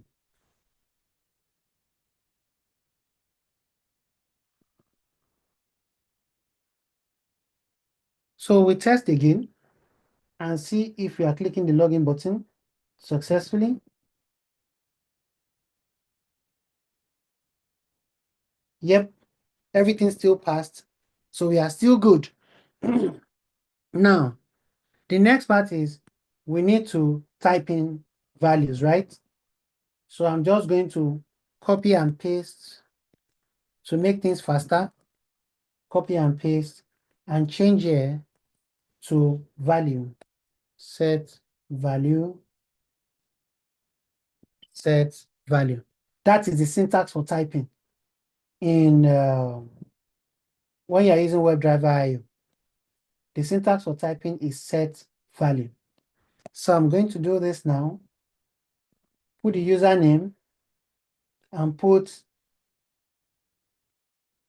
the password element identifier. So what I've done here inherently is to try to execute user insert username, user insert password. Okay? Now, so we can do this G submit, right? And the password is test1234 at, right? As our habit, we are going to test if everything is fine. If it is not fine, then we fix it immediately. As you can see, still says everything is fine, right? So now, the last part is we just need to click login again, right? So we test again now and click. Why am I copying and pasting the login? Because it is the same identifier as we've seen in the Playwright demonstration. So as you can see that everything passed. And the final part is we need to verify. But before we verify, let's quickly do something. We have used this one. So let us use what we have here. Let us use what we have here. This would not work for us. We just need to try to make it work for us. Let's quickly verify and just move forward first. Let's verify and move forward. Skip, right?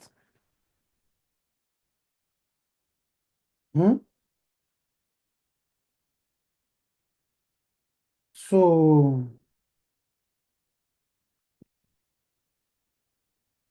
um,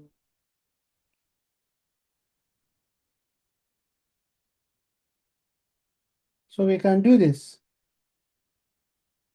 To get it, let's just first create a variable and say variable equals await this.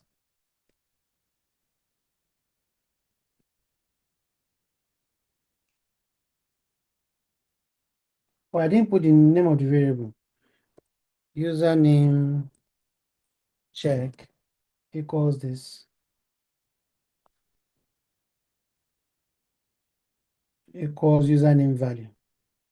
Right? So we can now say await expect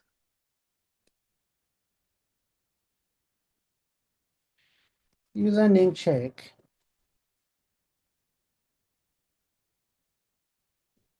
to have text G submit. So let's see if we have planted grass or this will work.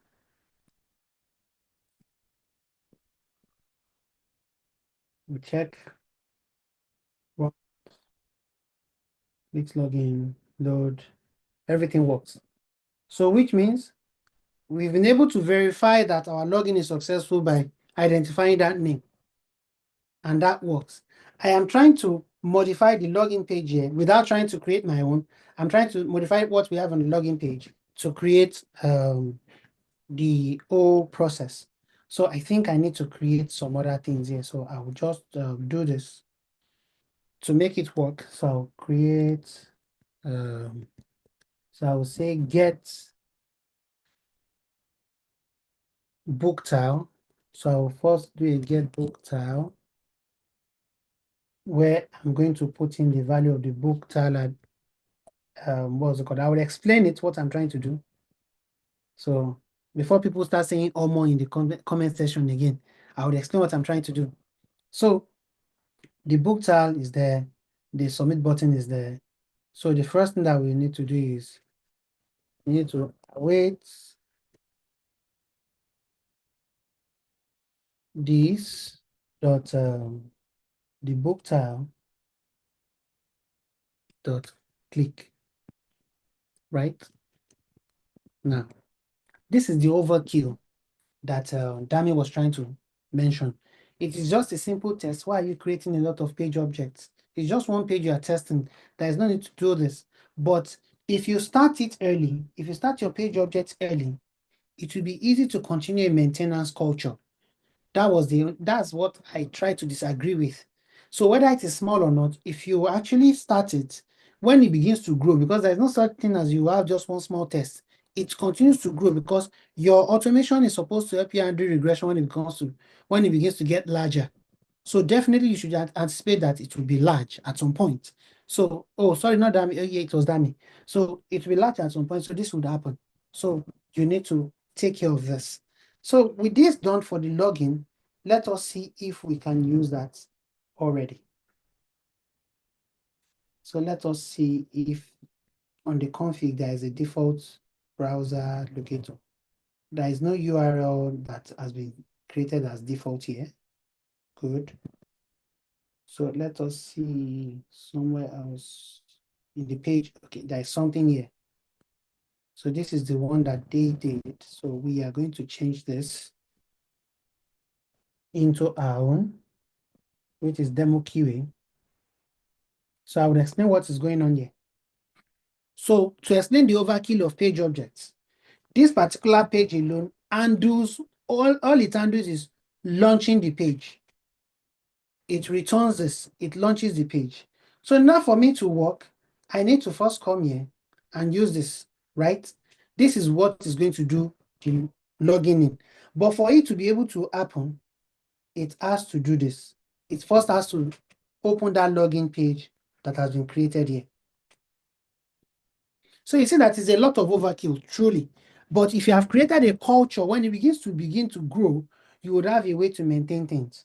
So let us see if what we've done so far. So let us do it only this time. So answer Olaide's question when you asked if there was also it only for it. So let us see if what we have done so far would work or it would override it.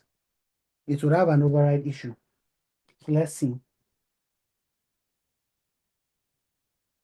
So you see that it works, and it's also did the login. Invalid username and password. Oh, we didn't do something here.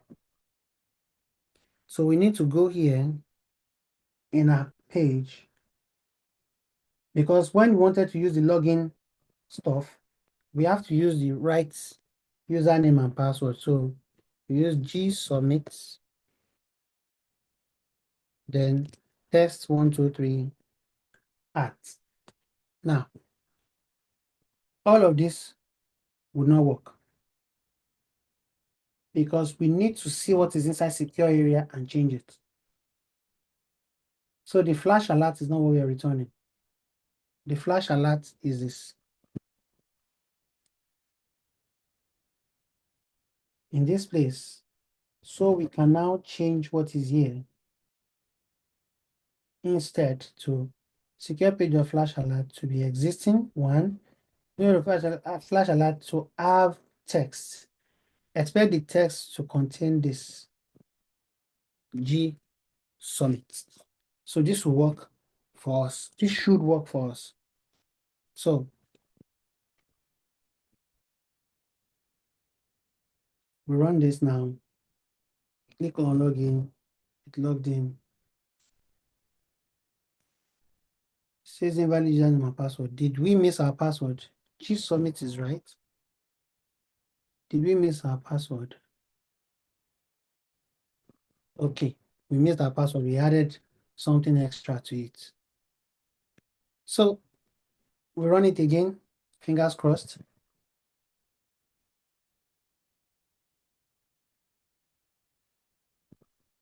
And that is it. It has worked.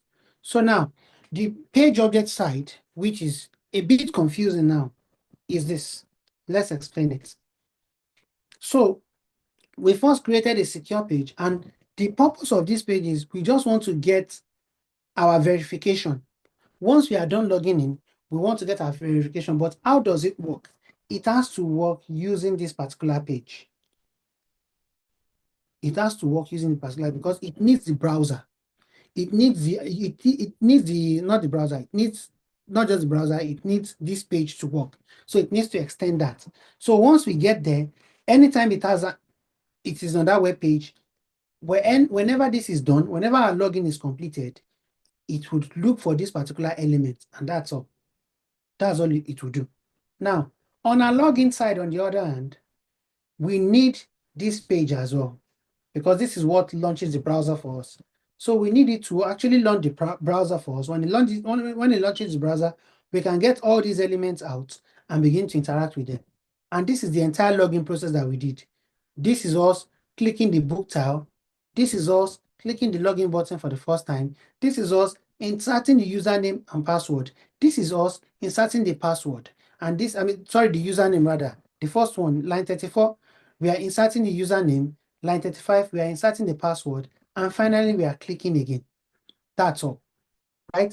But the good thing about this that we have created, which is close to common actions that I was talking about, this one can be used for any type of user on that particular domain. So if you have a new user that let's say is GSubmit2, you can use GSubmit2 here easily. If you go and create a new user now, if you create a new user here, if we create a new user here right now, GSubmit, we have to click new user. GSubmit.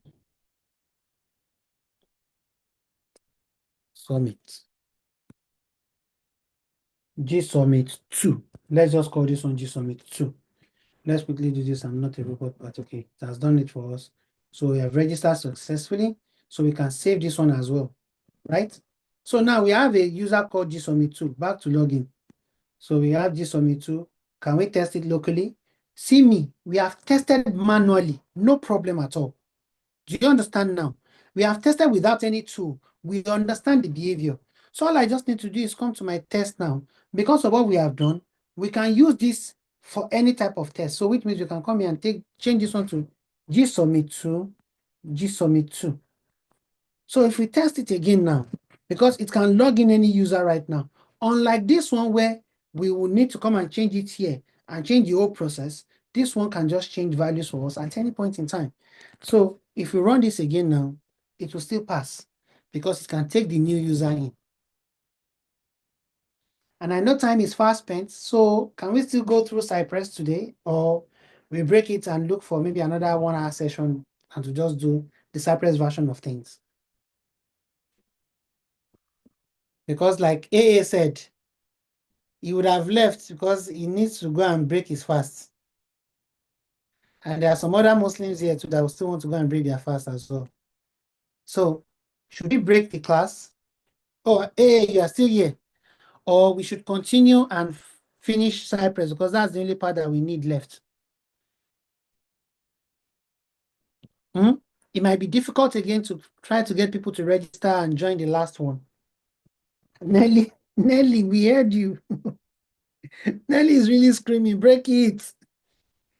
So, who else wants us to break it? I just think it's going to be a cakewalk using the Cypress part because we've already done 1 or 2, and we now understand how this. You can see that they all did the same thing, right? They all did the same thing, didn't they? They did, right? But the difference here is how they do it.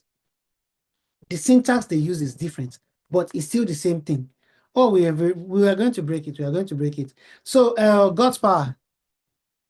Yeah, bro. I We'll mean, probably look for another time. Maybe it will be during the week this time, and evening during the week. We'll just spend an hour and do this, right? okay, that's fine. That works. That works. Yeah. Right. Any question for Badmus? Right now, everybody wants to run away. I highly doubt if anybody will have questions. Oh, God. So I hope everyone registered. So in case when we send a blast, you will get it.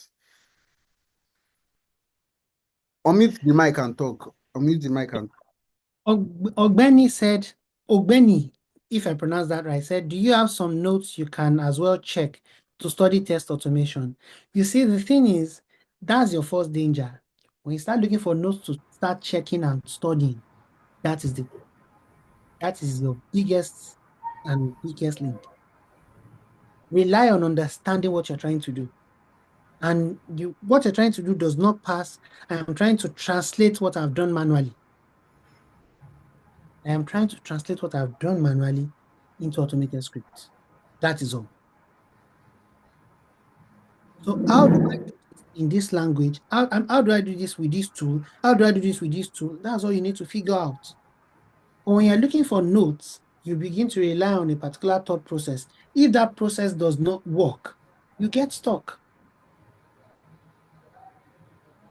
If that process that you've written down does not, because it is always contextual. Take, for instance, in Cypress, when you're loading a page, if the page needs a redirect, there's a way to handle it. If you've already written a note down, Playwright and WebdriverIO handle redirect differently. They don't even recognize the redirect in any way. They just move to the browser because they still rely. Okay, take for instance, WebdriverIO relies on some parts of Selenium.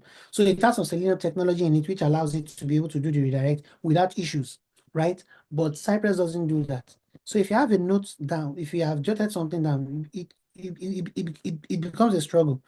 Damn, I wanted to bite my tongue. So, anyways, let me see if I see. Of course, the recording will be made available. Don't worry about it. It's like a 4 hour recording now. And I'll go watch. My advice is this: don't try to watch it at a stretch. Watch 15 minutes per day. Trust the process. Just watch 15 minutes per day. Because it is guaranteed that out of that 15 minutes, you will assimilate for 10 to 12 minutes. And you never forget that. So just watch it 15 minutes per day, keep practicing and all of that. And Mary Frances said, I think weekend works because during this week, people might be tired. Well, weekend will work for me next week or the upper week. Because it looks like my birthday is coming around the corner. I'm a March born. So we could do my oga has plans that she needs to carry me around. So and she has not given me dates. So I don't have, so this is the only weekend I have left. Every other one till the end of March is booked. So we can do weekdays. So Okay, we're painting red, right? I'm sorry. I'm sorry. I had to I'm say not this, painting any town red, though. but Before they thank come and you. catch But somebody on yeah, the street.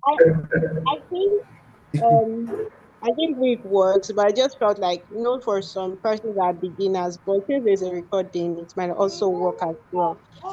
For that. Okay, Thank you very much.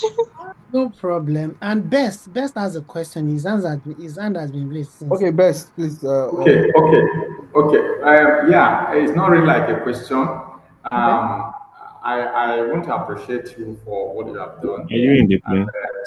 yeah, secondly, in the tech world, there are so many new technologies coming in. Like myself, I'm built with Java, Mhm. and when I have a problem with Cypress or doing a test framework with Mocha or Jest, it becomes a problem because JavaScript is not in there. So I really appreciate your this. But if the second training is going to come up and possibly you can do it and put it in your YouTube and have a link and I will watch all the time, I think that would be appreciative. So generally, it's a continuous learning. So I appreciate you very much and I thank you for the exposure. Thank Okay. you. Yeah.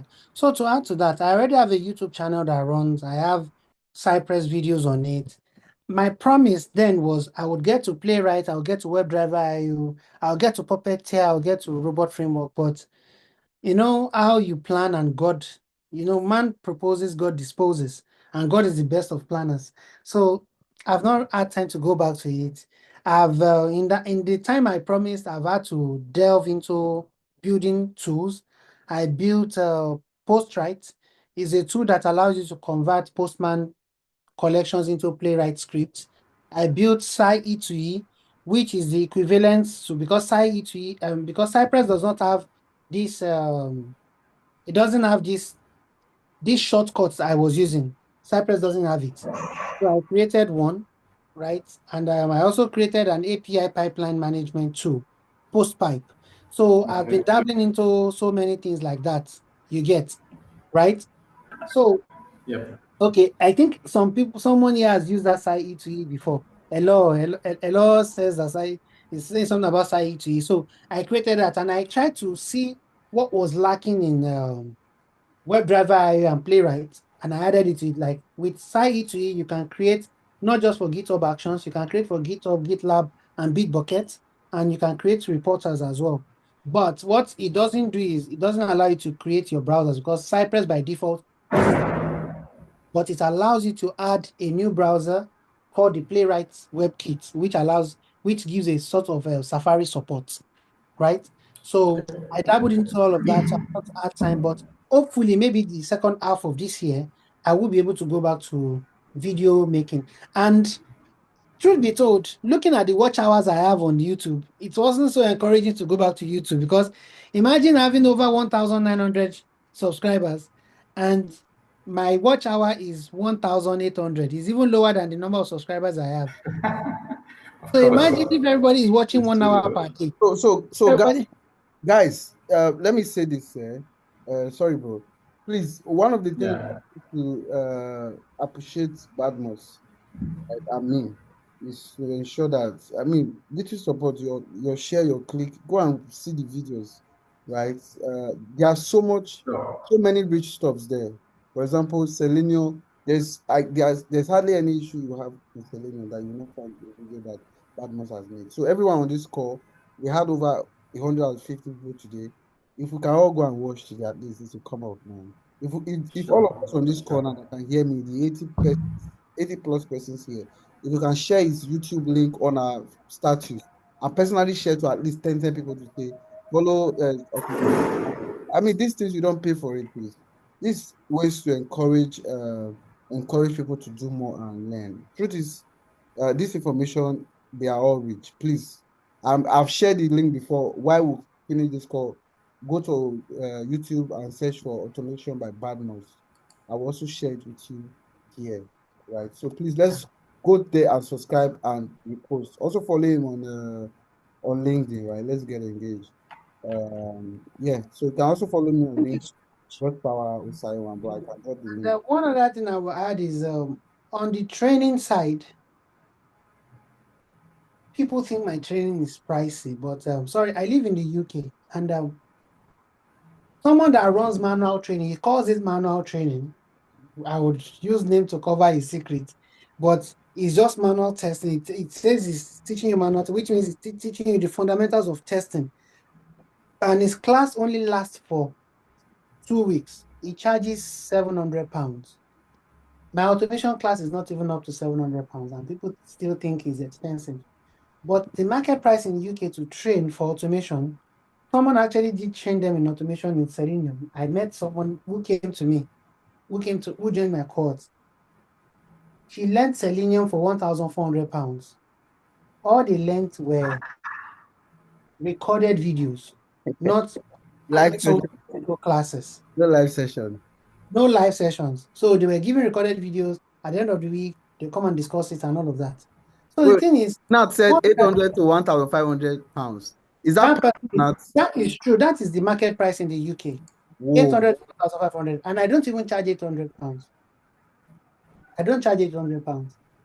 And yet people think it's pricey. So now the thing is this.